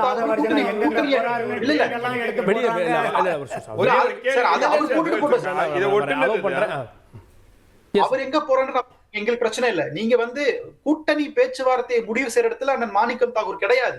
அத பேச்சுவார்த்தையை முடிவு செய்யற இடத்துல தலைவர் செல்வ பெருந்தகை தான் இருக்கிறாரு. சரிங்களா? அப்ப அவர் தான் வந்து திமுக கூட பேசுற இடத்துல இருக்கீங்க. அவர் வந்து டீமீன் பண்றது, அவர்கிட்ட சொல்ற விஷயங்கள் அறிவாலயத்துக்கு போயின்றது ரொம்ப ஒரு அன்எத்திக்கலான ஸ்டேட்மெண்ட் ஒரு வெளிப்படையா ஊடகத்துல நீங்க பேசுறீங்க. காங்கிரஸ் உடைய மாநில தலைவர் அவரு ஒரு கட்சியில இல்ல சார், இன்னொரு கட்சி கூட நாங்க பேச போறோம் அப்படின்றத சொல்லிட்டு பேசுவாங்களா சார்? அதுவும் இருக்குல்ல. இல்ல சார், அதிமுக பாஜக கூட்டணி உறுதியாகிறது ஒரு நாள் தான் தெரிஞ்சிச்சு. அவங்க வெளியில சொல்றாங்க கூட்டணி வைக்க போறோம்னு சொல்லிட்டு வச்சாங்க. அது பாஜகவுடைய ஃபங்க்ஷனிங் ஸ்டைல். அது காங்கிரஸ் ஒரு காலமும் புறவாசல் வழியாக பின்கதவு வழியாக அரசியல் கூட்டணியை பேசியதே இல்ல. அந்த மாதிரி ஒரு அன்எத்திக்கலான நேர்மையற்ற செயலை காங்கிரஸ் ஒருபோதும் செஞ்சது கிடையாது. நாங்க வெளிப்படைத்தன்மையோட வெளிப்படையா தான் நாங்க பேசிட்டு இருக்கோம். இனியன் ராபர்ட் சார், ஒரே ஒரு இதுதான். இப்ப கே.சி. வேணு நீங்க புறவாசல் வழியா நாங்க போக மாட்டோம்னு நீங்க சொல்றீங்க. கே.சி. வேணுகோபால் வந்து கூட்டணி இறுதின்னு சொல்லிட்டாரு. ஆனா அவர் கிறிஸ்டோபர் என்ன சொல்ற, கிரீஷ் கிறிஸ்டோபரா அவர் என்ன தேர்தல், அவர் தான் தேர்தல் பொறுப்பாளர். அவர் என்ன சொல்றாரு, தேர்தல் நடக்கக்கூடிய இந்த சமயம் இல்ல, இந்த சமயத்துல என்ன சொல்றாரு, தாவேகா அண்டர் எஸ்டிமேட் பண்ணாதீங்க, அது இளைஞர்களுடைய பலம் வாய்ந்த ஒரு இயக்கமாக இருக்கு. கலைராஜன் ஏத்துக்கிறார். இல்ல இல்ல அவங்க எங்களை மதிக்கிறாங்க. ரொம்ப அடுத்த வார்த்தை, எங்களை மதிக்கிறாங்க. எங்களை மதிக்கிறாங்க அப்படின்னா அதனுடைய நோக்கம் என்ன, அர்த்தம் என்ன? அர்த்தம் என்ன? இல்ல எனக்கு என்னன்னா, தாவேகா வந்து எங்களை மதிக்குதுன்ற கருத்துக்காக நாங்க வந்து தாவேக்கோட போக முடியுமா? அதிமுக கூட தான் எங்களை காங்கிரஸ் மதிக்குது. இந்த நேரத்துல சொல்ல வேண்டிய அவசியம் ஏன் சார் வந்தது? தேர்தல் சமயத்தில் சொல்ல வேண்டிய அவசியம். அந்த ஏனை ரிப்போர்ட்டர் வந்து அவர்கிட்ட கேக்குறாரு தாவேக்கா பத்தி என்ன நினைக்கிறீங்கன்னா, தாவேக்கா வந்து ஒரு இளைஞர்கள் எழுச்சி உள்ள கட்சியாக இருக்கு, நாங்க பாக்குறோம். அத அவங்க எங்களை வந்து ரெகனைஸ் பண்றாங்க, மதிக்கிறோம் கூட சொல்லல, அங்கீகரிக்கிறாங்க, ரெகனைஸ் பண்றாங்க அப்படின்னு அவர் சொல்றாரு. அதுக்கும் கூட்டணிக்கு பிளவுன்றதுக்கும் நீங்க இப்ப கிரீஷ் சோடங்கர் ஸ்டேட்மெண்ட் தான் அந்த என்டையர் விவாதத்துடைய மைய பொருளா இருக்கு. அப்படின்னா அவர் வந்து தெளிவா பதிவு பண்ணிருக்காரு. அவர் வந்து கூட்டணி முறிவு, தாங்க தாவேக கிட்ட தான் போக போறோம், திமுக சீட்டு கொடுக்கலாம் தாவேக கிட்ட போயிடுவோம் அப்படின்னு எதுவுமே அவர் சொல்லல. அவரு அவர் வந்து நாங்க இப்போ எங்க டிஸ்கஷன்ஸ் டிஎம்கே கூட தான் இருக்குது, நாங்க பேச்சுவார்த்தை இருக்குது, 2 கட்டத்தை முடிச்சிருக்கோம். அந்த 25 சீட் எங்களுக்கு ஏற்புடையது இல்ல. ஹைதராபாத்துக்கு இல்ல எங்களுடைய அதுக்காக நாங்க வந்து கூட்டணி மாறணும்னு சொன்னோமா, பேச்சுவார்த்தை நடத்தணுமான்னு கேக்குறாரு. அதெல்லாம் போய் நந்தகுமார் கார்கே அவர் என்ன தெளிவா சொல்றாருன்னா, நாங்க பல இக்கட்டான சூழ்நிலையில திமுகவுக்கு கை கொடுத்திருக்கிறோம், இது அவங்க திருப்பி கொடுக்க வேண்டிய தருணம். அப்ப அவங்க தெளிவா இருக்காங்க, எங்களுடைய கேட்ட கொடுத்து ஆவணும். அப்ப என்ன காரணம்னா, இன்னைக்கு கிரீஷ் சோடங்கர் அவர்களுடைய டெல்லி பிரஸ் மீட்டும் கேளுங்க, ரெண்டையும் எதுக்கு சொன்னாரு? நான் திருப்பி கேக்குறேன். ஆமா சொன்னாரு. எதுக்கு சொன்னாரு சார்? எந்த ஒரு கட்சி நல்லா கவனிங்க சார். இன்னைக்கு அவர் எதுக்கு சொன்னாரு சார்? இன்னைக்கு திமுகவும் காங்கிரஸ் வேண்டாம்னு சொல்லக்கூடிய இடத்துல இல்ல. ஏன்னா திமுக காங்கிரஸும் வந்து பாத்தீங்கன்னாக்கா எங்களுக்கு வந்து திமுக வேண்டாம்னு அவங்களும் சொல்ல மாட்டேங்கிறாங்க. நீங்களா பார்த்து போய்க்கிறனா போய்க்கிங்க, நாங்களா பார்த்து இல்ல இல்ல சார், இல்ல நான் தெளிவுபடுத்துறேன். அவர் வந்து திருப்பி திமுக எங்களுக்கு கொடுக்க வேண்டிய விஷயங்கள் நிறைய இருக்குன்னு சொன்னது உண்மைதான். நாங்களும் திமுக கொடுக்க வேண்டிய விஷயங்கள் நிறைய இருக்கு. இது கூட்டணிக்குள்ள இருக்கிற ஒரு மியூச்சுவலா இருக்கிற அண்டர்ஸ்டாண்டிங். இத வச்சுட்டு நாங்க கூட்டணி வெளியில போவோம்னு சொன்னாரு. அதுதான் இங்க பாயிண்டிங்க. நாங்க எந்த இடத்துலயும் நாங்க பதிவு பண்ணலாம். நீங்க அந்த நரேட்டிவ் செட் பண்றீங்க. நீங்க நரேட்டிவ் செட் பண்றீங்கன்னா, குமார் சாரோ நந்தகுமார் சாரோ என்ன செட் பண்றீங்கன்னா, இத குடுக்கலனா காங்கிரஸ் செட் பண்றீங்களா? அத நான் முழுமையா நிராகரிக்கிறேன். we are reading in between the lines. அவ்வளவுதான். இப்போ வரைக்கும் நடந்த நீங்க இன்டர்பிரட் பண்றீங்க. நீங்க உங்களுக்கு சாதகமா அவரோட கருத்துக்களை இன்டர்பிரட் பண்றீங்க. நீங்க உங்களுக்கு சாதகமா interpretation தான். There is no doubt in it. We are interpreting what Girish Chodhankar has spoken. அவ்வளவுதான். Okay, wrong sense. கேப்போ Kalairajan, in a very wrong sense. Congress இல்லைனா திமுக 25 இடங்கள் தான் ஜெயிக்கும் அப்படின்னு தாவேகா சொல்லுது. தாவேகாவுக்கு எங்களை பத்தி என்னங்க தெரியும்? திமுக வலுவிழந்து போயிருக்குன்னு சொல்லி காங்கிரஸ் தாவேகாவை பிரைஸ் பண்ணுது ஒரு வகையில. காங்கிரஸும் பெரிய கட்சி அப்படின்னு தாவேகா சொல்லுது. இது ஒரு சமிக்ஞையா தெரியல. நான் கேட்க வரேன், காங்கிரஸ் எந்த அளவுக்கு பெரிய கட்சிங்கிறது நாங்கள் விமர்சிக்கக்கூடாது. நான் ஏற்கனவே சொல்லிட்டு நான் விமர்சனம் பண்ணுற அளவுக்கு இல்லை. கூட்டணி பேச்சுவார்த்தை நடந்துக்கிட்டு இருக்கு. அதாவது கட்சியினுடைய நோக்கத்துக்கு மாறி நான் பேச விரும்பலதில்லை. இல்லைன்னா நான் வந்து இவங்க சொல்கிறதுக்கெல்லாம் பதில் அடித்தேன்னா சரியாக இருக்கும். இப்போ இக்கட்டான நிலையில் காங்கிரஸ் உதவி பண்ணுச்சுன்னு சொல்லிட்டு இருக்காங்க. 1969 71 வரலும் இந்திரா காந்தி மைனாரிட்டி கவர்மெண்ட் அன்னைக்கு சப்போர்ட் பண்ண 25 எம்பிக்களை வச்சு யார் சப்போர்ட் பண்ணது? திமுக கலைஞர் ஆதரிச்சாருங்க. இல்லாட்டி போனால் மத்திய அரசாங்கம் கிடையாதுங்க இந்திரா காந்திக்கு. நான் சொல்கிறேன், அதே இந்திரா காந்திக்கு தஞ்சாவூர் நிற்கிறேன்னு சொல்லி எம்ஜிஆர் சொல்லிட்டு திருப்பி இந்திரா காந்தி நான் தஞ்சாவூர் நிற்க மாட்டேன் அப்படின்னு அலோவ் பண்ணாமல் விட்டது எம்ஜிஆர். அது இல்லைன்னு சொல்ல முடியும் யாராலும். கலைஞர் என்னைக்கு மதிச்சிருக்காங்க, இன்னைக்கு தலைவர் மதிச்சிட்டு இருக்காரு. இப்போ சொல்றாரு ராகுல் காந்தி தான் பிரதம மந்திரி ஆகணும்னு 2024 சொன்னார் அவரு. அதை இல்லைன்னு சொல்ல முடியாது. திமுக பலமிழந்து போச்சுன்னு இவங்க சொல்றாங்க, எப்படி சொல்ல முடியும்? இப்போ நீங்க இன்டாக்டா இல்ல சார், இன்டாக்டான கூட்டணி அப்படின்னா இப்போ இந்த முரணே வந்திருக்காதுன்னு கேட்குறாங்க. இல்லை பேச்சுவார்த்தை நடந்துகிட்டு இருக்குங்க. முரண் ஏன் நீங்க போறீங்க? இன்னும் முடிவே வரலங்க. இவங்க செல்ல பிறந்தவே இவங்க வந்து செல்ல பிறந்தவே ஒரு தலைவராக அவங்க ஏற்றுக்கலங்கிறாங்க. ஏங்க தமிழ்நாடு காங்கிரஸ் தலைவர் செல்ல பிறந்தாங்க, அவர் தானே பேச முடியும், கேட்போம், அவர் தானே மரியாதை கொடுக்க முடியும். பதில் சொல்ல முடியுமா? 2006 2011 வரைக்கும் திமுக மைனாரிட்டி கவர்மெண்ட். அதே மைனாரிட்டி கவர்மெண்ட் மத்திய அரசாங்கத்தில் இருக்கும்போது இந்த பொறுப்புகள் வேணும், இந்த பதவி வேணும், என் குடும்பத்துக்கு வேணும் கேட்டு வாங்கினீங்களா இல்லையா? அவங்களுக்கு கேட்கறதுக்கு ரைட்ஸ் இல்லையா?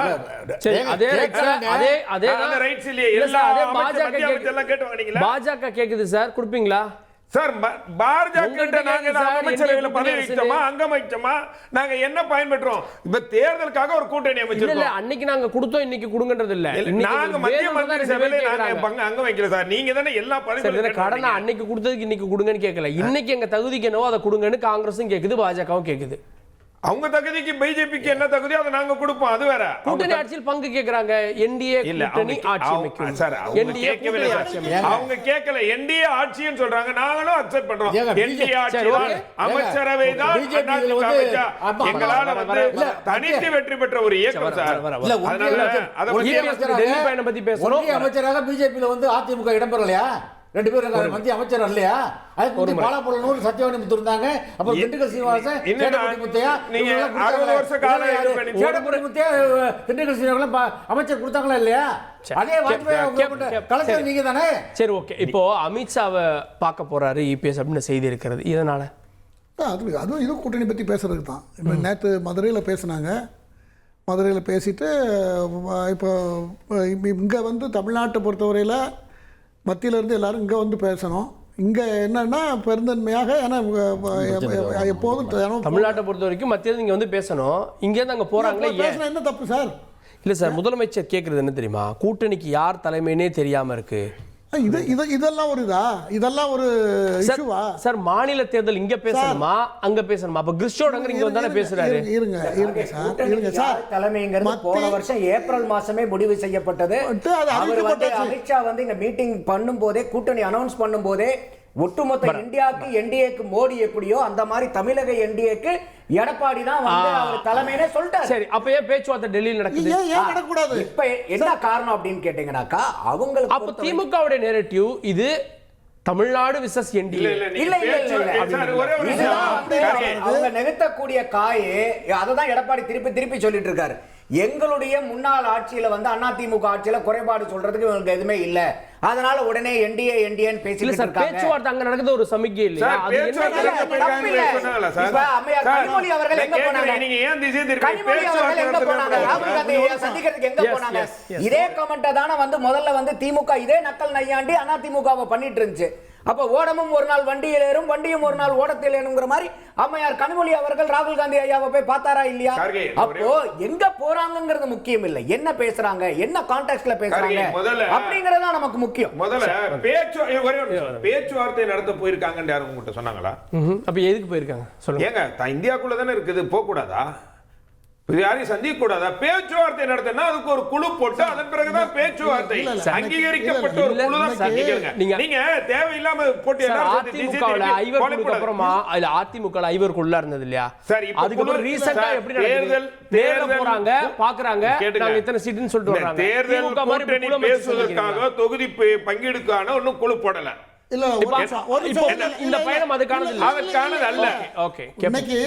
துணை குடியரசுத் தலைவர் முன்னிலையில ஒரு புத்தக வெளியீட்டு விழா, அதற்கு போறாரு. அதோட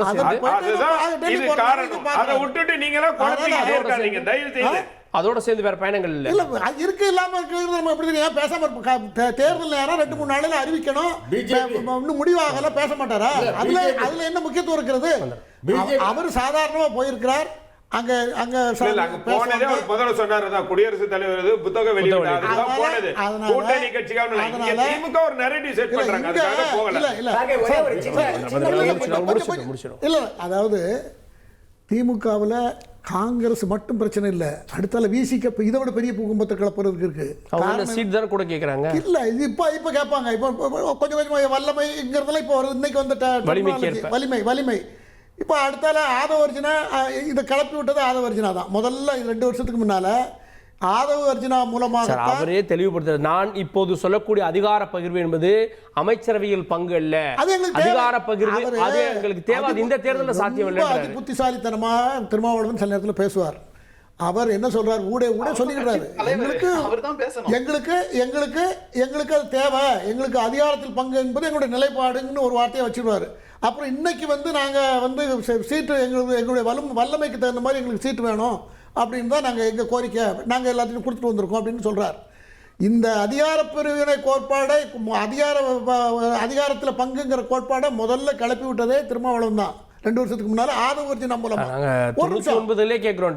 ஒரு நிமிஷம், இது திடீர்னு கிளப்புனது எவ்வளவு நாளா நடந்துட்டு 67ல இருந்து திமுக தனியாக என்னைக்காவது போட்டிட்டு இருக்குதா? இன்னைக்கு ஒரு எனக்கு என்ன நான் கடைசியில் சொல்கிறேன். அதனால் இதை துவக்கி விட்டது திருமாவளவன் அவர்கள். இதை இம்ப்ளிமெண்ட் பண்ணது ஆதவ அர்ஜுனா. அன்ஃபார்ச்சுனேட்டாக விஜய் வந்து கட்சி ஆரம்பித்துட்டார். அவர் அங்கே போய் சேர்ந்துட்டாரு. அவர் மெயின் டிமாண்டாகவே முதல் கூட்டத்திலே அதிகாரத்தில் பங்கு எங்கிட்ட யார் வந்தாலும் எல்லாத்துக்கும் சீட்டு கொடுத்துருவோன்னு கேட்டாரு. இப்போ அதே ஆதவ அர்ஜுனா இன்னைக்கு ஹைதராபாத்தில் பேசியிருக்காரு. ஆக எல்லாம் கரெக்டாக வருது. காங்கிரஸ் வந்து என்ன நிலைப்பாடு எடுக்கோ முன்னால் போன ஏர் பின்னால் போகும் அப்படிங்கிற மாதிரி காங்கிரஸ் எடுக்கிற முடிவை திருமாவளவன் ஃபாலோ ஒரே- பண்ணுவாங்க. ஆல்ரெடி பேசி முடிக்கப்பட்ட ஒரு சமாச்சாரம் ஒரே சார். ஒரு கேள்வி ஐயா, நீங்க கலைராஜன் அவர்கிட்ட போறதுக்கு முன்னாடி ஒரே ஒரு கேள்வி, அதுக்கும் அவர் பதில் சொல்லிட்டோம். இந்த பிரச்சனை எல்லாம் இப்ப ரொம்ப நாளா ஓடிட்டு இருக்கு. இந்த லாஸ்ட் ஒரு 70-75 நாளா ராகுல் காந்தி அவர்கள் வந்து ஐயா ஸ்டாலின் அவர்கள்ட்ட பேசியிருக்கிறாரா? அதே மாதிரி கேசி வேணுகோபால் அவர்கள் வந்து இப்ப கூட்டணியை பத்தி பேசுறதுக்கு ஐயா ஸ்டாலின் அவர்களை சந்திச்சார். எங்கேயாவது போட்டோ வருதா? இதெல்லாம் வந்து உங்களுக்கு தெரியலையா? இதெல்லாம் எந்த அளவுக்கு வந்து உள்ளார வந்து அங்க வெடிச்சுக்கிட்டு இருக்குன்னு புரியலையா? இல்ல சந்திக்கிறாங்க அப்படின்ற தகவல் சொல்லிட்டு போறாங்க, சொல்லாம போறது இல்ல. போட்டோ திடீர்னு போறது இல்ல சார். அதுவே அதே மாதிரி அதுதான் சார் செய்தி. இப்போ அங்க கிறிஸ்டோடங்கருக்கு வந்து அழைப்பு விடுத்து அவர் போய் அதிகாரப்பூர்வமா அறிவாலயத்துல உட்கார்ந்து பாக்குறாங்க, பிரஸ் மீட் பண்றாங்க. ராகுல் காந்தி இதோட அவர்கள் பேசினாரா? கடந்த 70-75 நாளா ராகுல் காந்தி அவர்கள் சரி, நீங்க தான் சொன்னீங்க கனிமொழி போய் பேசினாங்க, நீங்க அது என்ன கணக்கு? கனிமொழி போய் ராகுலோட பேசினாங்க. நான் நீங்க ஸ்டாலின் ஐயாவை பத்தி பேசுறேன். இங்க இவ்வளவு பிரச்சனைகள் ஓடிக்கிட்டு இருக்கு. கடைசில எது ஒண்ணுனாலும் நாங்க ராகுல் காந்தி அவர்கிட்ட பேசி சரி பண்ணிடுவோம் எல்லாம் சொல்றாங்க. ராகுல் காந்தி அவர்களும் ஐயா ஸ்டாலின் அவர்களும் எங்கேயாவது தொலைபேசியில பேசிக்கிட்டாங்களா? ஓகே, தொலைபேசியில பேசிக்கிட்டது பேசலங்கிறது இவருக்கு எப்படி தெரியும்? இல்ல எங்க தகவல் வந்திருந்தா இது சொல்லுங்க. எப்படி தொலைபேசியில பேசுறது வந்து நான் சொல்லுவாங்களா அது? ராகுல் காந்தி ஏங்க, என்னங்க, என்ன பண்ணாலும் தகவல் வந்து பேசுவாங்களா சொல்லுவாங்க. நீங்க பேசுறப்ப நான் அமைதியா இருந்தேன். ராகுல் காந்தி கிட்ட பேசுனது வந்து நான் வந்து எங்க முதலமைச்சர் வந்து இன்னைக்கு ராகுல் காந்தி கிட்ட பேசுறேன் அப்படி நான் சொல்லுவாரு. இதை வந்து என்ன பேசியிருக்காங்க என்ன பேசலங்கிறது இவங்களுக்கு எப்படி தெரியும்? எங்களுக்கு குழு போட்டது 22ஆம் தேதி போட்டாங்க, அதுக்கு பிறகு பேசுவாங்க அப்படின்னு சொல்லி தான் பேசிட்டு இருக்காங்க. அதுக்கு முந்தைய 80 நாளாக பேசலாம்னா எப்போ பேசணும் அப்போ தான் பேச முடியும். ஆன் பிகாஃப் ஆஃப் சிஎம் தான், எங்கள் கட்சி தலைவர் தான், அவங்க சார்பாக தான் பொதுச்செயலாளர் துணை பொதுச்செயலாளர் போயிருக்காங்க கனிமொழி, அவங்களை வந்து சந்திச்சு பேசியிருக்கிறாங்க. இது என்ன இது? அவங்க ரெப்ரஸன்டேட்டிவ் தானே அவங்க. திமுக தான் அதை கேட்குது. டெல்லியில போய் நீங்க பேச்சுவார்த்தை நடத்துறீங்கன்னு என்டிஏ பத்தி கேட்குறீங்க, அதிமுக கூட்டணியை. அப்ப கனிமொழி அவங்க போய் டெல்லியில போய் ராகுலை பார்த்தாங்களே, அது பேச்சுவார்த்தை இல்லையான்னு கேட்குறேன். இல்ல அது தனி நபரா? ஏங்க தனி நபரா இல்ல, கட்சியில கட்சி பேசிருக்கலாம். இப்ப ஏன் பிரதர்ங்கிற வார்த்தை ஏன் ராகுல் அது என்ன பிரதர்ங்கிற வார்த்தை சொன்னா சொல்லாட்டி போறாங்க, சொல்லல எங்களுக்கு குறைஞ்சு போகுது. அதுக்கு அப்ப நீங்க ஏன் பிரதர் சொல்லல? இதே அகிலேஷ் யாதவ பிரதர்ங்கறீங்க, கமலா பிரதர்ங்கறீங்க. இல்ல இவரு நன்றி இருங்க ஒரு நிமிஷம். அகிலேஷ் யாதவ பிரதர், அகிலேஷ் யாதவ் நன்றி தெரிவிக்கிறாரு. கமலா பிரதர் கமலஹாசன் சொல்றாரு, ராகுலைய அந்த பிரதர்ன்ற வார்த்தையை பயன்படுத்தல. இது முக்கியமான விஷயம் சொல்லலையா? அதெல்லாம் ஏங்க பிரதர்ங்கிற வார்த்தையை பயன்படுத்தாத இதெல்லாம் ஒரு பேச்சே பேசுங்க. இது ரொம்ப இம்பார்ட்டன்ட். பேசுனா நான் கேட்கிற ஒரே கேள்வி, நேற்று பிரதமர் மோடி பேசினார்ல, முதலமைச்சர் வருங்காலத்தில் முதலமைச்சர் தமிழ்நாட்டின் முதலமைச்சர் எடப்பாடின்னு சொன்னாரா? இது என்னது? நீங்க அண்டர்ஸ்டுட் பலமுறை சொல்லியாச்சு. இந்தியா தான் அரசமைக்க போகுதுன்னு அரசு என்டிஏ கூட்டணி ஆட்சி, நயனார் நாகேந்திரன் கூட்டணி ஆட்சிங்கிறாரு. அதெல்லாம் எப்படி சொல்லவே நான் இல்ல. என்ன சொல்றேன், எடப்பாடி தான் முதலமைச்சர். ஏன் நரேந்திர மோடி அந்த மாபெரும் கூட்டம் சொல்றாங்கல்ல, அதே சொல்லுங்க. புரிதல் யாரு அது மாதிரி பேச எல்லாரும் இல்ல இல்ல எடப்பாடியாரை வச்சிட்டு நயனார் நாகேந்திரன் பேசுறாரு, எடப்பாடியாரை வச்சிட்டு அன்புமணி ராமதாஸ் பேசுறாரு. பிரைம் மினிஸ்டர் வச்சிட்டு யாரு? பிரைம் மினிஸ்டர் வச்சிட்டு அன்புமணி ராமதாஸ் பேசுறாரு. பிரைம் மினிஸ்டர் வச்சிட்டு நயனார் நாகேந்திரன் பேசுறாரு. பிரைம் மினிஸ்டர் வேற கணக்கு போடுறாங்க. பிரைம் மினிஸ்டர் எங்க பேசல? அது போட முடியுமா? இதெல்லாம் வந்து சட்டம் ஒழுங்கு கெட்டு போச்சுங்கிறாங்க அவங்க. என்ன சட்டம் ஒழுங்கு கெட்டு போச்சு? மணிப்பூர்ல யோக்கியதா இருக்கு, சத்தீஸ்கர்ல யோக்கியமா இருக்கு. இங்க பிரச்சனை பேசுறதுனா மணிப்பூர் போயிடுங்க. இங்க பிரச்சனை பேயினா எல்லா பாஜகவோடு ஒட்டுமில்லை உறவுமில்லைன்னு சொன்ன இதே எடப்பாடி தான் அடுத்து திமுக சொல்லலையா?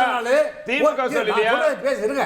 2வது நாள் உடனே டெல்லிக்கு போனாரு, போய் என்ன பேசுறாரு, வெளியே வந்து பாஜக கூட கூட்டணி அப்படி சொல்லிட்டு மூஞ்சில கட்டி. திமுக சொல்லலையா?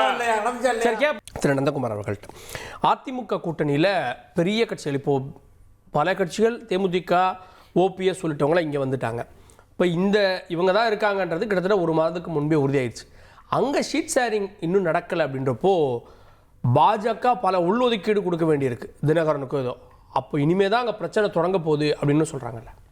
இல்லை, இந்த இடத்துல பிரச்சனை வர மாதிரி இல்லை. ஆனால் சீட்டு பங்கீடு வந்து அந்த பாட்டாளி மக்கள் கட்சியினுடைய கூட்டணி அனௌன்ஸ் பண்ணும்போதே நாங்கள் சீட்டெல்லாம் ஓரளவுக்கு முடிவு பண்ணிட்டோம், அது என்ன ஏதுங்கிறத நாங்கள் சொல்கிறோம். பிஎம்கேக்கு ஓகே அப்படிங்கிறத சொல்லி தினகரனுக்கு இல்லை, அவங்க எல்லாத்தையுமே வச்சு தான் அனலைஸ் பண்ணியிருப்பாங்க. அப்போ வந்து அவங்க என்ன பண்ணியிருப்பாங்கன்னா, if TTV comes in what is the number, if TTV doesn't come in what is the number தான் போடுவாங்க. பட் இந்த கணக்கு திமுக பண்ணியிருக்காதா? காங்கிரஸ் இவ்வளோ கேட்கும், நம்ம இவ்வளோ சொல்லுவோம், எங்கே நெகோஷியேட் ஆகும்னு. அதில் தான் வந்து அவங்களும் 2 ஒர்க் அவுட் பண்ணுறாங்க. அப்போ வந்து காங்கிரஸ் இருந்தால் என்ன இல்லைன்னா என்னங்கிறத ஒர்க் பண்ணும்போது தான் இப்போ நீங்கள் சொன்னீங்க இல்லையா ஆகச்சிறந்த பெரிய கட்சி வந்து தேமுதிக வந்திருக்குது அப்படின்னு சொல்லிட்டு, அப்போ இந்த காங்கிரஸ் இல்லைன்னா அந்த 25 சீட்டு இருக்கிறத பிரித்து கொடுக்கறதுக்காக தான் அவங்க சொல்கிறாங்க. ஏன்னா இன்னைக்கு வரைக்கும் டிஎம்கேவும் காங்கிரஸினுடைய அந்த கூட்டணி ஆட்சிக்கு கொடுக்கணுங்கிறதுக்கெல்லாம் அவங்க வந்து பட்ஜெட்டுக்கு வந்து சரண்டர் ஆகல. என்ன காரணம்னா அவங்க காங்கிரஸ் வந்து அவங்களா போட்டுங்கிறதுல இருக்கிறாங்க. அப்போ அந்த 25 சீட்டு இப்போ ஐயா குமார் கூட வந்து பார்த்தீங்கன்னா விசிகே வந்து இன்னும் பெரிய ஸ்ட்ரகிள் எல்லாம் கொடுப்பாங்கன்னு சொன்னார். அதை விட ஒரு பெரிய பிரச்சனை திமுகவுக்கு என்ன இருக்குன்னா, ஐயா கமலஹாசன் 15 சீட்டு கேட்குறாரு. அவர் கட்சியில் இருக்கிற அத்தனை பேரையும் எம்எல்ஏ வாக்கணும்னு ஆசைப்படுறாரு. இப்போ விசிகாவை விட கமலஹாசன் அவர்களுடைய பிரச்சனை எப்படி ஐயா ஸ்டாலின் சமாளிக்க போறாருங்கிறது தான் இப்போ முக்கியம். இல்லை, அவங்களுக்கு ரெக்கார்டு இருக்கு சார். 2017 இந்த கூட்டணியை அப்படியே கட்டமைச்சு கொண்டுறாங்க. ஒவ்வொரு முறையும் இந்த கூட்டணியை கட்சியில் எப்படி ஹேண்டில் பண்ணணும்னு தெரியும். பட் தினகரனையோ மற்றவங்களையும் எப்படி ஹேண்டில் பண்ணுறது தானே இன்றைக்கி அதிமுகவோட சிக்கல். இல்லை, அதெல்லாம் அவங்க கால்குலேஷன் பண்ணிட்டாங்க. இப்போ அவரே என்ன சொல்லியிருக்காரு, டிடிஏவே நாங்கள் என்டிஏட்ட சீட்டு பேசுவோம். அப்போ அவங்களுடைய இதே வந்து பார்த்தீங்கன்னாக்கா ஏடிஎம்கே அண்ட் அலையன்ஸ் முதல்ல இருந்தவங்க வந்தாங்கன்னா இப்போ பிஎம்கேலாம் இவங்க ஹேண்டில் பண்ணுவாங்க, என்டிஏங்கிறது இவ்வளோ சீட்டு அப்படிங்கிறது. இப்போ கூட ஜவஹர் அலி கூட சொன்னார், இல்லை இப்போ அமித்ஷா கிட்ட போய் பேசும்போது நம்பர்லாம் பேச மாட்டாங்கன்னு. எனக்கு அப்படி இல்லை, அங்கே போய் நம்பரும் பேசுவாங்க. என்ன பேசப்படுதுன்னா, அவங்க வந்து பாரதிய ஜனதா வந்து நம்பர் ஆஃப் சீட்ஸ் வந்து அதிகமாக கேட்குறாங்க. ஆனால் எடப்பாடியார் அவர்கள் வந்து அதிகமான நம்பர் ஆஃப் சீட்ஸை விட நீங்கள் வந்து வின்னபிலிட்டி இருக்கிற சீட்டை நாங்கள் உங்களுக்கு கொடுக்குறோம். அப்போ நீங்கள் நம்பர் எக்ஸ்ட்ரா கேட்காதீங்க, நாங்கள் உங்களை அதிகமான எம்எல்ஏக்கள் வரத்துக்கு நாங்கள் உங்களுக்கு ஒத்துழைக்கிறோம் அப்படிங்கிறது தான் வந்து எடப்பாடியார் அவர்களுடைய ஸ்ட்ராட்டஜியாக இருக்குது. அதை பற்றி இன்னைக்கு வந்து அமித்ஷா அவர்கள்ட்ட பேசுகிறதா தான் தகவல் இருக்குது பொதுவெளியில். ஸோ அந்த மாதிரி இருக்கும்போது இன்னைக்கு ஐயா கலைராஜன் கூட அவர் கேட்டார், திமுக எப்படி வந்து பலகீனமாக இருக்குன்னு சொல்கிறீங்கன்ட்டு. அதாவது வந்து பார்த்தீங்கன்னா, ஒரு ஊரில் வந்து ஒரு சினிமா தேட்டர் இருக்குன்னு வச்சுக்கோங்களேன். ஒரு தேட்டர் ஒரு 4 தேட்டர் இருக்குன்னா அந்த 4 தேட்டரில் போகும்போது லேட்டாக போனால் அந்த படத்துக்கு டிக்கெட் முடிஞ்சிருமியான்னா அது நல்ல படம். யார் வந்தாலும் வாங்க, எப்போ வந்தீங்கனாலும் எங்கள் தேட்டரில் டிக்கெட் கிடைக்கும், டிக்கெட் கொடுத்து உள்ளார உட்கார படம் காமிப்போம்னா அதில் ஓடக்கூடிய படம் எப்படி? அந்த தியேட்டர் ஃபுல்லா இருக்கு சார். இல்லையே, அந்த தியேட்டர் ஃபுல்லா இல்ல சார். அந்த தியேட்டர் ஃபுல்லா இருக்கிறதுனால தான் டிக்கெட் இல்லைன்னு நம்பரை குறைக்கிறாங்க. இல்லையா, அப்படி இருக்கிற மாதிரி இல்லையே. அதைத்தான் நான் சொல்ல வரேன். இன்னைக்கு ஓபிஎஸ் ஐயா அவர்களே வந்து அவங்க கொண்டு வச்சிருக்கும் போது இல்ல, இப்போ தாவேகா கூட ஒரு கட்சி வருதுன்னு வைங்க. இப்போ காங்கிரஸ் வந்து எவ்வளவு 70ன்னீங்க. ஆமா, காங்கிரஸ் 70 கிடைக்கும், கட்டாயம் 70 கிடைக்கும்ல. அதிமுகக்கு போனா கிடைக்காது, திமுகக்கு போனா கிடைக்காது. அப்ப நீங்க முடிவு பண்ணிக்கங்க, எது காலியான இடம், எது நல்லா ஓடுற படம் நீங்க முடிவு பண்ணிக்கங்க. தாவேகாவை கம்பேர் பண்ணல இதுல. நான் அவங்க வந்து யார் வந்தாலும் வாங்கன்னு கூப்பிடுற அளவுக்கு இருக்காங்கனாவே அதே ஒரு பெரிய பலகீனத்தினுடைய அடையாளம். அடுத்தது போன தடவை 2021 ஆட்சி அமைக்கிறாங்க. அப்போ வெறும் 1,98,381 வாக்குல தான் 43 சீட்டை வந்து அதிமுக கூட்டணி திமுக கூட்டணி கிட்ட பறி கொடுக்குது. எப்போ? 10 வருஷம் ஆன்டி இன்கம்பன்சிக்கு அப்புறம், ஜெயலலிதா அம்மையாருடைய மரணத்துக்கு அப்புறம். அதுல எத்தனை ஓவரால 20 லட்சம் ஓட்டு சார். ஓவரால இது வந்து என்னன்னா, இந்த தொகுதியில நான் இவ்வளவு சேர்த்தா ஜெயிச்சிருப்பேன்றது அது தனிநபர் போடுற காரணம் இல்ல. இது வந்து நீங்க கட்சியினுடைய பர்சன்டேஜ்ங்கிறது வந்து வேற, தேர்தலை இழந்ததுங்கிறது வந்து விக்டரி மார்ஜின் தான் உங்களுக்கு. அப்ப ஏன் வந்து இன்னைக்கு வந்து அம்மையார் இவங்களுக்கு பிரேமலதா அவர்களுக்கு வந்து வாக்கு சதவீதம் எவ்வளவு? 2021 0.43%. வெறும் 2 லட்சம் வாக்கு. அந்த 2 லட்சம் வாக்குக்கு நீங்க 7 சீட்டும் ஒரு ராஜ்யசபா சீட்டையும் கூட்டு கொடுக்கிற அளவுக்கு அது ஒர்த்தா? 0.43%. ஏன் கொடுக்குறாங்கன்னா, இந்த 2 லட்சம் ஓட்டு எங்கேயாவது நமக்கு உதவாதா? அப்போ நீங்க தேர்தல் போது first past the post system. அப்ப நீங்க எத்தனை பர்சன்டேஜ்ல முன்னுக்கு வரீங்கங்கறதே முக்கியம் இல்ல. 234 தொகுதியிலயும் வெறும் ஒத்த ஓட்டுல நீங்க லீடிங் வந்து ஜெயிச்சீங்கன்னா கூட, ஓவரால் 234னா கூட அதுதான் விக்டரி. அதுதான் நம்மளுடைய எலெக்ஷன் process. அது ஃபர்ஸ்ட் பாஸ் தி போஸ்ட். உங்களுடைய பலவீனத்தை காட்டலையா? வரவங்க எல்லாம் சேர்த்துட்டு இருக்கீங்க அப்படின்னா உங்க பலவீனத்தை காட்டல. வர்றவங்களையெல்லாம் சேர்த்துக்கிட்டு இருக்கிறோம், நாங்கள் காத்துக்கிட்டே இருக்கிறோம், எல்லாம் வாங்கன்னு பார்த்துக்கிட்டு இருக்கோங்கிறதெல்லாம் கட்டுக்கதை இவர்களாக தயாரிக்கப்பட்டு சொல்லப்படுகிறது. எந்த கட்சி பேசிட்டு இருக்கோம்ல, எந்த கட்சி வெற்றி பெறும், அடுத்த ஆட்சிக்கு வரப்போகும், எந்த கட்சி இன்றைக்கு மக்களால் அங்கீகரிக்கப்பட்டு மக்களால் ஆதரவு தரப்படுகிற கட்சி என்பதை உணர்ந்துதான் மற்ற கட்சி பல கட்சிகள் இன்றைக்கு வந்து எங்கள்கிட்ட வந்துருக்கு. ஓபிஎஸ்ஏ அந்த அடிப்படையில் வந்து வர்றாங்களா? நீங்க வர்றவங்களை வந்து நாங்க வந்து எங்கள்கிட்ட வர்றாங்கிறவங்களை வந்து கட்சியில் சேர்க்க மாட்டோம். நாங்களா நீங்க இருங்க, ஒவ்வொருத்தரையும் நாங்களா வந்து கூப்பிடல, நாங்களா ஒவ்வொருத்தரையும் கூப்பிடல. அவங்க வர்றாங்க கட்சியில் சேர்றேன்னு சொல்றாங்க, சேர்த்துக்கிறோம். அவங்க அதே மாதிரி விடுதலை சிறுத்தைகளை பிரச்சனை வர போகுதுங்கிறாங்க, கம்யூனிஸ்ட்ல பிரச்சனை வர போகுதுங்கிறாங்க. நீங்களா ஏங்க கற்பனை பண்றீங்க? எங்க வலிமையை பார்த்து எங்களுக்கு சீட்டு கொடுங்கன்னு திருமாவளவன் சொல்றாரு. ஆக யாருக்கு என்ன சீட் கொடுக்கணும், நீங்க சொல்றது எப்படி deal மிரட்டி பண்ணணும் உங்களை? இல்ல மிரட்டி ஒரு கூட்டணி வச்சது அப்படின்னு 2019லயே பாஜக சொன்னீங்க. பாஜக அன்னைக்கு எவ்வளவு சீட் கொடுத்தாங்க? 20 சீட் கொடுத்தாங்க. இப்போ இதுதான் சொல்லிட்டு இருக்கீங்க. ஆனா வந்து நெகோசியேஷன்ல ஏற்கனவே இபிஎஸ்க்கு இதுல ஒரு பாடம் இருக்குல்ல. இல்லை இப்போவும் சொல்கிறேன், பாஜகவை வந்து இவங்களால வந்து எதிர்த்து பண்ண முடியாது. இப்போ 45 சீட்டு மேலே அவங்க குறையாம கையெழுத்து போட்டு வரதான் போறாரு. நீங்கள் பாருங்க, நீங்கள் 20 சீட் நிற்கிறதுக்கெல்லாம் பாஜக இடம் இல்லை அந்த காலத்தில். இப்போ வந்து 40 சீட் அவங்க கையெழுத்து போட்டு தான் வர போறாங்க. 45 சீட்டாமே நான் அப்படிதான் நடக்க போகுது. ஆனா நாங்க திருப்பி சொல்றோம், நாங்க பலவீனமா இருக்கிறதுனால யாரையும் நாங்க கூப்பிட்டு சேர்க்கல. எங்களை வந்து நாடி வர்றவங்கள யாரை அரைக்கணுமோ யாரை இது பண்ணணுமோ அப்படிதான் நாங்க அங்கீகாரம் கொடுக்குறோம். அதாவது முதல்ல கமலஹாசன் வந்து பிஜேபியினுடைய பி டீம், தேமுதிக பிரேமலதா பிஜேபியினுடைய பி டீம், ஓபிஎஸ் பிஜேபியினுடைய பி டீம். தேமுதிக யார் சொன்னா? இவங்க சொன்னாங்க சார், இவர்கள் சொன்னாங்க. நீங்க கமலஹாசன்ல இருந்து தேமுதிகல இருந்து ஓபிஎஸ்ல இருந்து சொல்லாத யாருமே இல்ல. சொன்ன அந்த மைத்ரேயன் எல்லாம் அப்படியே கொண்டு போய் பி டீம் எல்லாம் இவங்க கிட்ட வச்சுட்டாங்க. அப்ப இது மெயின் பி டீம் யாருன்னு இப்ப தெரியுது. ஒண்ணு நண்பர் சொன்னாரு 1,96,000 1,16,000 வாக்கு வித்தியாசத்துல அன்றைக்கு 43 தொகுதிகளை இழந்தோம். அதனால தான் நாங்கள் ஆட்சி அமைக்க முடியல. அந்த சமயத்தில் எங்களோட இன்றைக்கு இருக்க அமித்ஷா அமமுக அன்றைக்கு இருந்திருந்தால் நாங்கள் மீண்டும் ஆட்சி அமைச்சிருப்போம். எங்களுக்குள்ள பங்காளி சண்டையால் ஏற்பட்ட பிரச்சனையால் அந்த ஆட்சியில் அதே மாதிரி 2024 இந்த மாதிரி அமமுக தேமுதிக எங்களோட அமமுக இருந்திருந்தால் 16 தொகுதிகளில் நாங்கள் சாலிடாக வெற்றி பெற்றிருப்போம். வாக்கு வித்தியாசம் பார்த்தீங்கன்னா நல்ல. அதனால இந்த தேர்தலை பொறுத்த வரைக்கும் நீங்கள் கூட்டணி பலம் எத்தனை கூட்டணிகள் அமைத்தாலும் சரி, ஆனால் மக்கள் என்ன நினைக்கிறாங்க வந்தா இன்னைக்கு நீங்க ஜெயிப்பேன்றீங்க. அப்போ தேமுதிக போயிருக்கு, ஓபிஎஸ், மக்கள் நீதி மையம், கடந்த தேர்தலில் மக்கள் நீதி மையம் பல இடங்களை டேமேஜ் ஏற்படுத்துறாங்க. எங்க கூட இல்லையா? இல்ல சார், அவங்க எல்லாம் அங்க போயிருக்காங்கல்ல, அது உங்களுக்கு பிளஸ் இல்ல. அதான் சொல்றேன், அவர்களுக்கு பிளஸ் மைனஸ். அதான் சொல்றேன், கூட்டணி பலம் என்பது ஒரு பார்ட். ஆனால் இன்றைக்கு மக்களுடைய மனநிலை எப்படி இருக்கிறதா ரொம்ப இம்பார்ட்டன்ட். மக்கள் எப்படி இருக்காங்க, இந்த ஆட்சியில் நல்லா இருக்காங்களா? கடந்த 5 வருடம் எடப்பாடியார் எப்படி ஆட்சி கொடுத்தார், இன்றைக்கு ஸ்டாலின் எப்படி ஆட்சி கொடுக்கிறார், இதை ரெண்டுமே கம்பாரிசன். என்னென்ன திட்டங்கள் கொண்டு வந்தார் எடப்பாடி, எவ்வளவு கடனை கட்டுக்கோவில் வச்சாரு, இவர் எத்தனை கோடி கடனை ஆக்கி உருவாக்கி வச்சிருக்காரு. அதனால சட்டம் ஒழுங்கு எப்படி இருக்கு, மக்கள் எல்லாம் இல்ல. அது இல்லாம 100 யூனிட் மின்சாரத்தை இன்றைக்கு கொடுக்கக்கூடிய வேலை எப்படி வச்சிருந்தாங்க, இலவசங்கள் எப்படி சரியா செஞ்சாங்க, இன்றைக்கு நிலைமை எப்படி இருக்கு, தேர்தலுக்காக இல்ல சார் எப்படி தொடர்ந்து இதெல்லாம் சொல்றீங்க. நான் இப்ப நீ கூட்டணி பத்தி பேசுறப்ப அவர் 45 சீட்டு வந்து நீங்க கொடுக்காம வர மாட்டீங்கன்ற அந்த இதுக்கு வாங்க சார். அவரு எங்களுடைய பொதுச் செயலாளர் எடப்பாடியார் ஒவ்வொரு கட்சிக்கும் என்ன பலம் எவ்வளவு தெரிஞ்சு அதன் அடிப்படையில் தான் கொடுப்பார். நீங்க யாரும் அவரை எந்த வகையிலும் நிர்பந்திச்சு பெற்ற முடியாது. அதுல நாங்க தெளிவா இருக்கிறோம். அதனால அப்படின்னா நாங்க சொல்றேன், நான் அவர் பிஜேபி எங்களை நிர்பந்திக்கணும்னு இருந்தா இன்றைக்கு சசிகலாவும் ஓபிஎஸும் எங்க கூட்டத்தான் இருந்திருப்பாங்க. பிஜேபி நிர்பந்தம் பண்ணணும்னு இருந்தா 2024 நாங்க பிஜேபி கூட்டணியில் இருந்திருப்போம்.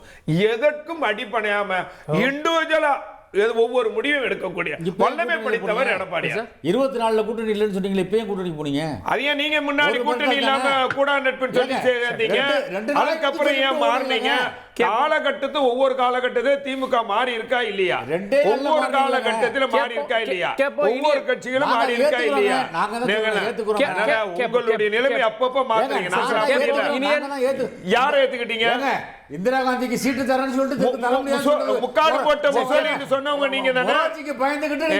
2024 நாங்க 2024 யாருக்கும் அவங்களுக்கு என்ன கொடுக்கணுமோ அதை நாங்க கொடுப்போம் அப்படின்னு அதிமுக. இல்ல சார், நீங்க இப்ப என்னன்னா பழைய வரலாறுகளை பழைய கதைகளை பேசணும்னா இன்னைக்கு யாரும் அரசியல் இருக்கவே முடியாது. அதனால அதை தவிர்த்துட்டு தான் நான் பாக்குறேன். ஆனா என்டையர் டிஸ்கஷன்ல நந்தகுமார் சாரோடைய அந்த சோர்ஸ் இருக்குல்ல, கமலஹாசன் 15 வாங்குறாரு, காங்கிரஸ் இவ்வளவு கேக்குது, ராகுல் காந்தியே சொல்லிட்டாரு. எனக்கு உண்மையில ரொம்ப ஆச்சரியமா இருக்கு. அவருக்கு இந்த டேட்டா எல்லாம் எங்க கிடைக்குதுன்னு எனக்கு தெரிஞ்சுக்க ரொம்ப ஆர்வமா இருக்கு. எனக்கு எங்க இந்த சோர்ஸ் அவருக்கு வருது அப்படின்றது தெரிஞ்சுக்க ரொம்ப ஆர்வமா இருக்கு. ஏன்னா அவருடைய அந்த பாயிண்ட் ஹைதராபாத்ல வந்து ஆதவர்ஜுனா போயிருக்காரு, மாணிக்க தாகூர் பேசிட்டு இருக்காருன்ற மாதிரியான ஒரு கதையை கட்டுறாரு. அது வந்து ஆத்தென்டிக்கா. ஆனா தமிழ்நாட்டுல அறிவாலயத்துல வெளிப்படையா 2 கட்சி தலைவர்களும் உட்கார்ந்து பேசுறது அவர் ஆத்தென்டிக் கிடையாது. அது சும்மா பேச்சுவார்த்தை நடத்துறாங்களா, அது வந்து சீரியஸா எடுத்துக்க மாட்டாராம் அவரு. அப்போ நாங்க வந்து உண்மையிலேயே எல்லா கட்சிக்குமே அவங்க வந்து தன்னோட பலத்தை வந்து அடிப்படையா வச்சு எடுத்துக்கிறேனே சொன்னேன் நான். ஓகே, நீங்க அதை போட்டோ எடுத்துக்கணும்னு வரல சொல்லுங்க. இல்ல, அப்ப அதுக்கு என்ன வேலைன்னு கேட்டீங்க. சார் அவரே முதல்ல சீரியஸா பேசல சார். சார் திரு கிரீஷ் சோடங்கர் அவரே முதல்ல சீரியஸ் எதுவும் பேசல. அவரு ஏஎன்ஐ ரிப்போர்ட்டர் கேட்ட கேள்விக்கு யதார்த்தமா சொல்லியிருக்காரே தவிர எந்த இடத்துலயுமே நாங்க தாவேக கிட்ட போறோம், திமுக தரலன்னா நாங்க டிவிகே கிட்ட போயிருவோம்னு எந்த இடத்துலயும் ஒரு பதிவு பண்ணல. அவரே டிவிக்கு ஒரு கருத்தை பதிவு, டிவிக்கேனா என்ன அப்படிங்கிறதுக்கான கருத்தை பதிவு பண்றாரு. அவ்வளவுதான். அது எல்லாருக்கும் சொல்றது உரிமை இருக்குல்ல. எங்க கட்சிக்கு எவ்வளவு சீட்டு கேட்கின்ற உரிமை எங்களுக்கு இருக்கு, எல்லா கட்சிக்கும் உரிமை இருக்கு. நாங்க அதை கேட்போம். அதை நாங்க ஜனநாயக பூர்வமாக நெகோசியேட் பண்ணி எப்படி 2006, 2011, 2016 நாங்க வந்து ஜனநாயக பூர்வமாக சீட்டை நாங்க வாங்கணுமோ அந்த மாதிரி இந்த முறை நாங்க வாங்குவோம். அதுல உங்களுக்கு என்ன பிரச்சனை? எங்களுக்குள்ள ஏன் நீங்க சிண்டு முட்டியோட வேலையை பாக்குறீங்க? அதான் நான் கேக்குறேன். பாஜக அதிமுக கேட்கறது ஜனநாயக பூர்வமானது தானே? இல்ல சார், அங்க இல்ல. இப்போ நாங்க வந்து 2 பேரும் வந்து இங்க டேபிள்ல உட்காந்து சம்ம உட்காந்து பேசுறோம். ஆனா அங்க அப்படியே இல்ல. அங்க எடப்பாடி பழனிசாமி டெல்லிக்கு போறாரு. அங்க வந்து அவர் சொல்றத கேட்கணும். அங்க இவங்க ஜவஹர் சார் 1000 சொல்லிக்கிட்டோம். நமக்கு தெரியும் ஒரு 5 வருஷம் 3 வருஷம் முதலமைச்சரா இருக்கும் பொழுது எப்படி ஆட்சி நடந்து நம்ம பாத்துக்கிறோம். அவர் வந்து அமித்ஷா சொல்றதை கேட்டு இப்படி ஆட்சி தமிழ்நாடு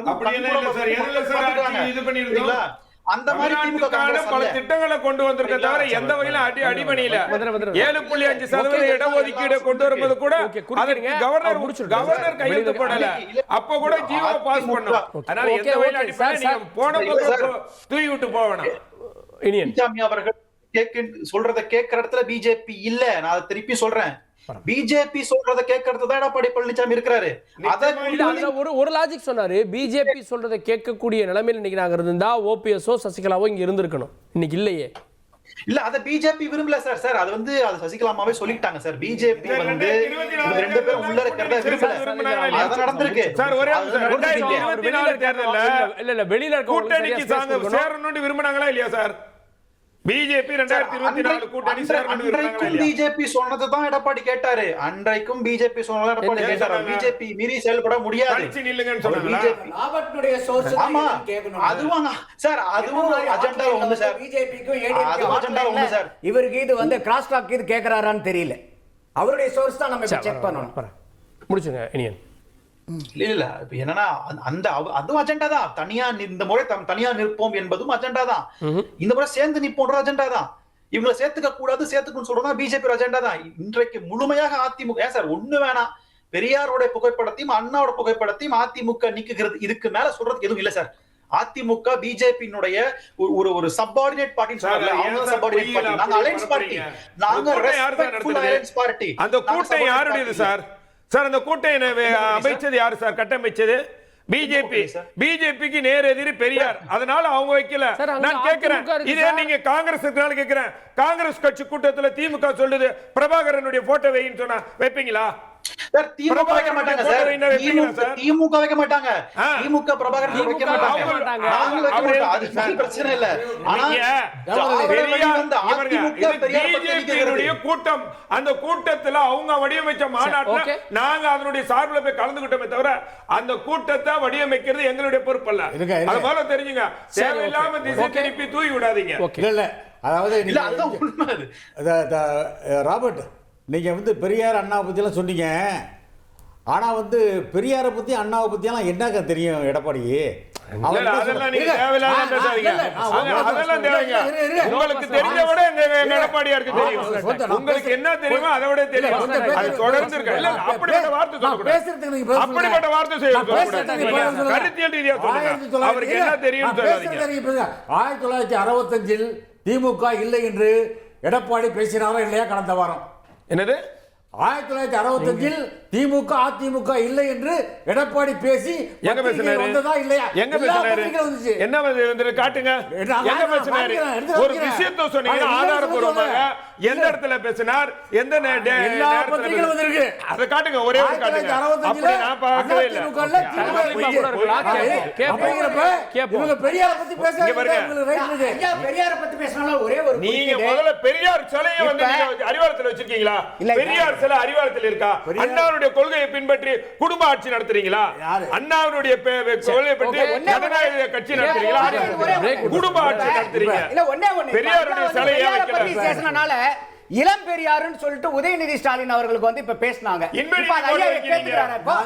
பெரியார பத்தி என்ன தெரியும் கேக்குறாங்க. பெரியார பத்தி தெரிஞ்ச யாராவது உதயநிதி ஸ்டாலின் ஐயாவை இளம் பெரியாருன்னு சொல்றாங்களா? அப்பெல்லாம் கலைராஜன் ஐயா ஏன் எதிர்ப்பு குரல் கொடுத்தாரு? அவர் இளம் பெரியாரா?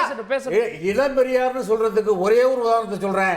சனாதனத்தை ஒழிப்பேன் என்று பெரியார் சொன்னார். அதே சனாதனத்தை ஒழிப்பேன் எத்தனை வழக்கம் போட்டாலும் சரி சந்திக்க தயார்னு சொன்ன ஒரே ஆளு இன்றைக்கு உச்சமா இருக்கிறது ஐயா உதயநிதி ஸ்டாலின். அந்த உதயநிதியை வந்து இளம் பெரியார் சொல்றாங்க. சனாதனம்னாவே என்ன? இவங்க சொல்ற சனாதனம் ஒரிஜினல் சனாதனத்தை ஒதுக்கி வைங்க. இவங்க சொல்ற சனாதனம் என்ன? பிறப்பாலே ஒருத்தருக்கு உயர்வு தாழ்வு. இன்னைக்கு 19ல நடிகரா இருந்து ப்ரொடியூசரா இருந்தவர், 21ல எம்எல்ஏ, 23ல மினிஸ்டர், 24ல துணை முதலமைச்சர். தேர்தலில் நின்னாலும் அந்த தேர்தலில் நிக்கிறதுக்கு வாய்ப்பு எப்படி? ஐயா கருணாநிதியினுடைய பேரன் ஐயா ஸ்டாலின் அவர்களுடைய மகன்கிறத தவிர இந்த பிறப்பால வந்த உரிமையை தவிர அப்போ உதயநிதி ஸ்டாலின் சனாதனத்தினுடைய உச்சம். அவர் எப்படி சனாதனத்தினுடைய ஒழிப்பு பத்தி பேச முடியும்? எப்படி பேச முடியும்? அதுக்கு இளம் பெரியார் பட்டம் கொடுக்கிறீங்க. எப்படி ஏத்துக்க முடியும்? ஒரு சனாதனத்தினுடைய உச்சமா நீங்க சொல்ற சனாதனத்தினுடைய உச்சமா இருக்க உதயநிதி ஸ்டாலின் அவர்கள் இளம் பெரியார்னா யார் சார் கேட்பாங்க? நீங்க கேக்குறது அப்ப இதெல்லாம் ஒரு அடிமை சாசனம் எழுதி கொடுக்கவில்லையா? அதிமுகவை நீங்க சொல்றதுக்கு என்ன தார்மீக உரிமை இருக்கு? எங்க கட்சியில இருக்கிற இளைஞரணி செயலாளரை நாங்க பெரியாருடைய கொள்கையை பெண்ணுக்கு சமபங்கு கொடுத்தவர் கலைஞர். பெண்ணுரிமைக்காக கல்விக்கு வாதாடுகிற அவர்களுக்கு இன்னைக்கு உரிமையை கொடுத்தவர் இன்றைக்கு திமுக மட்டும் சொந்தமானவர் அல்ல. இளம் கருணாநிதி ஐயான்னு சொல்லுங்க, இளம் ஸ்டாலின் ஐயான்னு சொல்லுங்க. யாரும் கேட்க போறது? பெரியார் வந்து இளம் பெரியார் எப்படி சொல்லலாம்? விஜய் சொல்லலாமா? யாரையுமே சொல்லாதீங்க சார். பெரியார் சார் சொல்றீங்க நீங்க? பெரியார் திமுக இல்ல. யாரையும் சொல்லாதீங்க. பெரியார் திமுக இல்ல. சனாதனத்தினுடைய உச்சமா இருக்கக்கூடிய ஒரு நபர் சனாதனத்தை ஒழிச்சிருவோன்னு சொல்லிட்டா உடனே இளம் பெரியாரா? இறுதி கட்டத்தில் கூட்டணி பேச்சுவார்த்தை, இழுபறி எங்கே, இணக்கம் எங்கே? எங்களை பொறுத்தவரை திமுக வலுவாக இருக்கிறது என்பது முதல் கருத்து. கூட்டணி கட்சிகளை, இருந்த கட்சிகளை மதித்து அவர்களுக்கு என்னென்ன தொகுதிகள் தர வேண்டும் என்பது பேச்சுவார்த்தை குழு நிச்சயமாக பேசி முடிவெடுப்பார்கள். அது மாதிரி யார் எத்தனை சீட்டு வேணாலும் கேட்கலாம், அது அவர்களுடைய விருப்பம். அது முடிவெடுத்து அதை கண்டிப்பாக இதுதான் தீர்க்கமான முடிவெடுக்கக்கூடிய சக்தி படைத்தவர், திறன் படைத்தவர் எங்களுடைய முதலமைச்சர். அதே போல இளம் பெரியார் என்று சொன்னதை பற்றி சொன்னார்கள். தந்தை பெரியார் சொன்ன சனாதனத்தை ஒழிப்பது என்பதும் ஜாதி மதத்தை ஒழிப்பது என்பதிலும் மதச்சார்பின்மை கட்சி கொள்கையை கடைபிடிப்பதும் திமுகவும் அதே போல எங்களுடைய சகோதரர் உதயநிதியும் என்கிற காரணத்தினால்தான் எங்கள் கட்சியைச் சேர்ந்த நாங்கள் எங்கள் கட்சியினுடைய இளைஞரணி செயலாளரை இளம் பெரியார் அழைப்பதில் எந்த தவறும் இல்லை என்பதை மீண்டும் அழுத்தமாக நான் சொல்லுகிறேன். எந்த முரண்பாடும் எங்கள் கூட்டணியில் வரப்போவதில்லை. இன்னும் சொல்லுகிறேன், தனியாக நின்றாலும், ஒருவேளை தனியாக நின்றாலும் திமுக மீண்டும் ஆட்சி அமைக்கிற அளவுக்கு வலுவாக இருக்கிறது. ஆனால் அதற்காக எங்கள் கூட்டணி கட்சி சேர்ந்தவர்களை எந்த காரணத்துக்காகவும் எங்களுடைய நாங்கள் புறந்தள்ளி மாட்டோம், அவர்களை அவமதிக்க மாட்டோம். இறுதி கருத்தா சொல்லி, அதாவது இந்த சனாதனத்தை பற்றி சகோதரர் சொன்னார் கலைராஜன் அவர்கள். இறுதி கருத்தா வந்து அதான் நான் ஒரே வார்த்தை தான் சொல்ல போகிறேன். உதயநிதி சொன்னார் அப்படி. அவங்க அம்மையார் தினம் கோயிலுக்கு போயிட்டு ஆச்சாரத்தோடு தான் பண்ணிக்கிட்டு இருக்காங்க. வீட்டிலேயே கலாச்சாரம். 2 சனாதனம் இருக்கு. இங்கே நம்ம சொல்லக்கூடிய சனாதனம் என்ன, மற்ற மாநிலங்களில் சனாதனம் என்பது இந்து தர்மம், இங்கே இவங்க சொல்றது வந்து மனு ஸ்மிருதி. இவங்க என்ன வேணா பண்ணுவாங்க சார். நந்தகுமார் அதான் சொன்னாரு, இவங்க என்ன வேணா சொல்லுவாங்க. இல்ல நந்தகுமார் அந்த நோக்கத்தில் சொல்லல. பிறப்பால் ஏற்றத்தாழ்வு அதுதான் சனாதனம் இவங்க சொல்றாங்க. சனாதன அர்த்தம், ஒரிஜினல் அர்த்தம் வேற. சனாதனத்தை இவங்க இன்டர்பிரட் பண்றது வேற. அந்த வேறன்னு நம்ம எடுத்துக்கிட்டாலும் கூட இவங்க சனாதனத்தை இவங்களாலே வீட்டிலேயே எதிர்க்க முடியல. அப்படி இவங்க ஊருக்கு பூரா உபதேசம் பண்ணிட்டு இருக்காங்க. இது கிழக்கே உதிக்கிற அவங்க எங்க கட்சியே முருக பக்தர்களா இருக்காங்க சொல்றாங்கல்ல. திமுகல மேற்கே உதித்தாலும் சனாதனத்தையோ அதனுடைய வளர்ச்சியவோ இவங்களால தடுக்க முடியாது. இவங்க அதுக்கு ஒரு கூட்டணி மேட்டருக்கு வந்துருங்க. லாஸ்டா முடிச்சு அதனால இருக்கு. இப்ப கூட்டணியை இழுபறி எங்கே, இணக்கம் எங்கே? கூட்டணியை பொறுத்தவரையில அதிமுக பாஜக கூட்டணியிலையோ மற்ற நேற்று நீங்க பார்த்துருப்பீங்க, மதுரையில் எல்லா கூட்டணி சம்பந்தப்பட்ட எல்லா தலைவர்களும் அங்கே வந்திருந்தாங்க. அதில் எந்த விதமான பிணக்கும் இல்லை. விட்டு கொடுத்து ஃப்ளெக்சிபிளாக ஒருத்தர் விட்டு கொடுத்து போகிற அளவுக்கு அவங்கள்ட்ட இன்னும் ஃபைனலைஸ் ஆகலைனாலும் பேசி ஃபைனலைஸ் பண்ணிவிடுவாங்க. ஆனால் அங்கே இருக்கிற பிரச்சனை என்னென்னா, அங்கே எல்லாரும் பிரச்சனை. திருமாவளவன் பிரச்சனை, காங்கிரஸ் பிரச்சனை, கம்யூனிஸ்டுகள் பிரச்சனை. அவங்க எங்களுக்கு ரெட்டை இலக்கு இல்லைன்னா எங்களுக்கு ரெகனேஷன் கிடைக்காது அப்படின்னு ஒரு கோரிக்கை வைத்திருக்கிறார்கள். இதெல்லாம் தொடர்ந்து தொடரும். புதுசாக வந்திருக்கிறது கமலஹாசன் நியூ என்ட்ரி, தேமுதிக நியூ என்ட்ரி. அவருக்கு இவங்க கேட்கறத அவங்களால கொடுக்க முடியாது. அதனால அங்க தனியா நிற்கக்கூடிய திமுகவுக்கு தனியா போட்டியிட வேண்டிய சூழ்நிலை வந்தால் ஆச்சரியப்படுவதற்கு எடப்பாடியார் வந்து 188 தொகுதிகளில் பிரச்சாரம் முடிச்சிருக்கார். இந்த கூட்டணி கட்சியில் ரொம்ப இணக்கமாகவும் சுமூகமாகவும் இருக்கிறோம். எங்களுக்கு ஒற்றை இலக்கு வந்து இந்த விடியாத திமுக ஆட்சியை வீட்டுக்கு அனுப்புனா நாங்கள் அதற்காக 2 கூட்டணி கட்சி தலைவர்களை கொண்டு கூட்டத்தை நடத்தி விட்டோம். ஆனால் இவர்களால் ஒரு கூட்டத்தை கூட இன்னும் கூட்டணி கட்சி தலைவர்களை ஒருங்கிணைக்க முடியாத சூழ்நிலையில் தான் இருக்கிறாங்க. ஏற்கனவே சொன்ன மாதிரி பெரியார் அவர்களை சொன்னதனால் சொல்றேன், இவர்கள் வந்து எந்த தமிழர்களுக்கு எதிரானவர், எந்த இஸ்லாமிற்கு எதிரானவர் பால் தாக்கரேனுடைய புகைப்படத்தை வைத்தார்கள் என்பதை மறந்துவிடக் கூடாது. ஆனால் பிஜேபி நடத்திய அந்த கூட்டத்துக்கு வந்து அவர்களுக்கு நேர் எதிர் கருத்துடையவர்களால் அவர்கள் போட்ட ஏன் வச்சாங்க ஏன் எடுத்தாங்கன்னு அவங்ககிட்ட கேட்கணும். ஆனா இந்த ஆட்சியில் தான் பெரியார் கொள்கைக்கு எதிராக ஆணவ படுகொலைகள் அதிகமா இருக்கு. உதயநிதியும் பெரியார் இருப்பாங்க, இன்னைக்கு இன்ப நிதியும் பெரியார் இருப்பாங்க, இன்ப நிதிக்கு அப்புறம் கீழே வரக்கூடிய சுன்ப நிதிக்கும் பெரியார் இருப்பாங்க. இல்ல அடுத்த நிதிகள் யாரு வர்றாங்களோ யார் வராங்களோ, ஆனா பெரியாருடைய கொள்கையை பின்பற்றி பெரியாருடைய புகைப்படத்தை எங்களுடைய அலுவலகத்திலே தலைமையகத்திலே வச்சிருக்கோம். இன்னும் சொல்ல போனால் பெரியார் எழுத்துக்களை அரசுடைமை ஆக்கியது அதிமுக. இந்த கூட்டணி 9 நாங்கள் தெளிவாக இருக்கிறோம். இரண்டாவது வெற்றி கூட்டணி மக்கள் இதுவரையும் இல்லாத அளவுக்கு இந்த ஆட்சி மீது ஆன்டி இன்கம்பன்சி இருக்கு. எல்லா அதிமுக ஒரு மாபெரும் 210 தொகுதியில் வெற்றி பெறுவோம். சார், 2 வாரத்துக்கு முன்னாடி நீங்க குமார் சார் எல்லா தொலைக்காட்சி விவாதங்கள்ல என்ன பேசிட்டு இருந்தாருன்னா, கேசி வேணுகோபாலுக்கு வந்து திமுக பிடிக்கல, அவர் வந்து ஒரு கேரளா பாண்டிச்சேரி அதெல்லாம் முன் வச்சு ஒரு ஸ்ட்ராட்டஜியை போடுறாரு பேசுறாரு. ஆனா இன்னைக்கு கேசி வேணுகோபால மையமா அவர் பேசவே இல்லை. இன்னைக்கு கிரீஷ் சோடங்கரை புடிச்சுக்கிட்டாங்க. நேத்து கொடுத்த ஏஎன்ஐ வச்சுக்கிட்டு காங்கிரஸ் வந்து திமுக விரும்பல, தாவேகா கிட்ட போறாங்கன்ற மாதிரி அதே நரேட்டிவ் தான், அதே அஜெண்டா தான், ஆளுதான் வேற. அதை நீங்க பேசுறாங்க. நாங்க தெளிவுபடுத்துறேன், இதற்கும் வந்து முற்றுப்புள்ளி வைக்கப்படும். 2-3 நாள்ல இந்த கூட்டணி பேச்சுவார்த்தை முடிவுக்கு வரும். நாங்க ஜனநாயக பூர்வமாக சுமூகமாக திமுக காங்கிரஸ் கூட்டணி சீட் ஷேரிங் பண்ணி முடிப்போம். அதன் பிறகு குமார் சார் யாரை கொண்டு வரன்றதை நாங்க பொறுத்திருந்து பார்க்க தான் போறோம். இளம் பெரியார் மட்டும் இல்ல, அதாவது வந்து ராஜராஜ சோழன் ராஜேந்திர சோழனுடைய ஆட்சி நடந்துகிட்டு இருக்குங்கிறதையும் பட்டம் சூட்டினாங்க. திமுகவினுடைய கொள்கை வந்து சாதி ஒழிப்பு சமூக நீதி அப்படின்னா இன்னைக்கு அவங்களுடைய வெப்சைட்டில் போய் பார்த்தா ஒரு 72 மாவட்ட செயலாளர் இருக்காங்க. எஸ்சி எஸ்டிக்கு இன்னைக்கு 19%, சற்றேறக்குறைய 14 மாவட்ட செயலாளர்கள் இருக்கணும்.